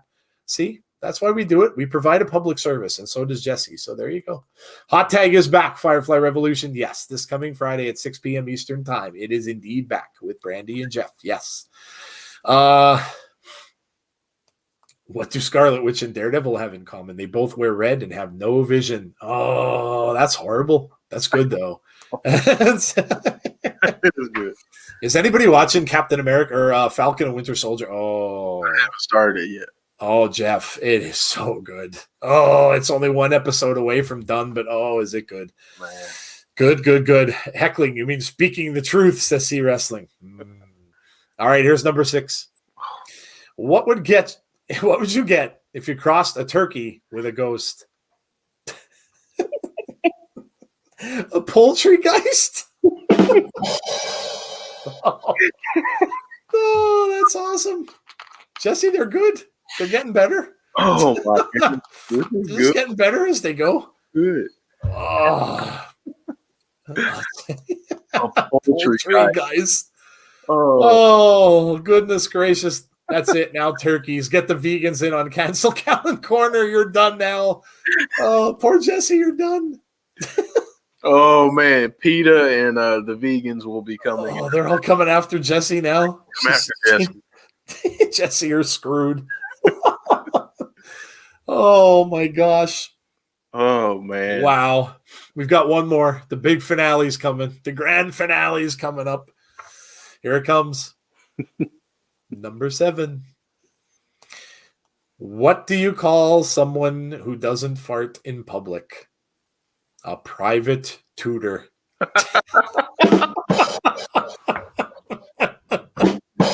Oh. Oh man, Jesse, you deserve that. Oh, that was good. That may have been one of your best, Jesse. That was very good. That was very good. I mean, Jesse's hot on the Saturday night. Look at that. See, that must be the limelight. Jesse likes the Saturday night, likes the weekend limelight. Yeah, like a regular comedian. They're out on the weekends. There you go. that's good. Oh, that was good. That was really Very good. Oh, my goodness. Awesome. Awesome, awesome, awesome. Well, guys, listen, we've been going now for almost 2.5 hours. So we're going to get out of here right on 2.5 hours. Again, nothing but gratitude for you guys coming out, and appreciate you sticking with us. See. And Jessie has to end with a fart joke because she knows her jokes were shit. Oh.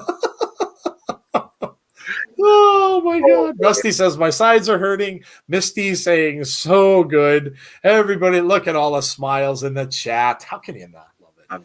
Oh, man. I love it. And like I said, nothing but kudos to you guys for sticking with us through the whole thing. We know it was long. We know we had a lot to cover. We really appreciate it. All of your participation, of course, in the chat.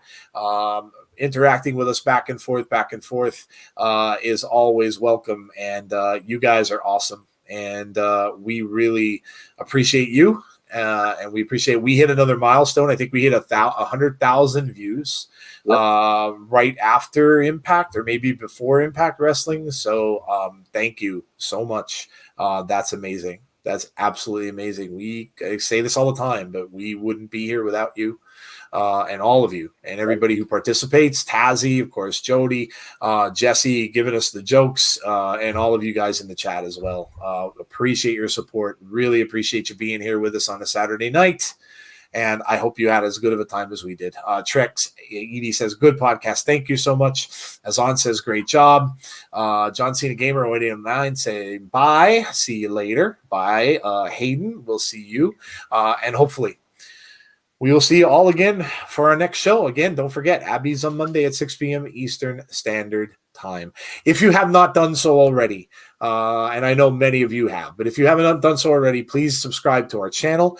Also, hit that like button on your way out as well tonight. Would really, really appreciate that. And if you want to be notified about when we will be on, hit the notifications button as well. That's it, guys. I hope you have a great rest of your night, a great rest of your weekend as well. Enjoy it. Get out there and do whatever it is you like to do, and then rejoin us on Monday for Abby's at 6 p.m. Eastern Time. Stay safe, everybody, and we'll talk to you very soon. Good night, all.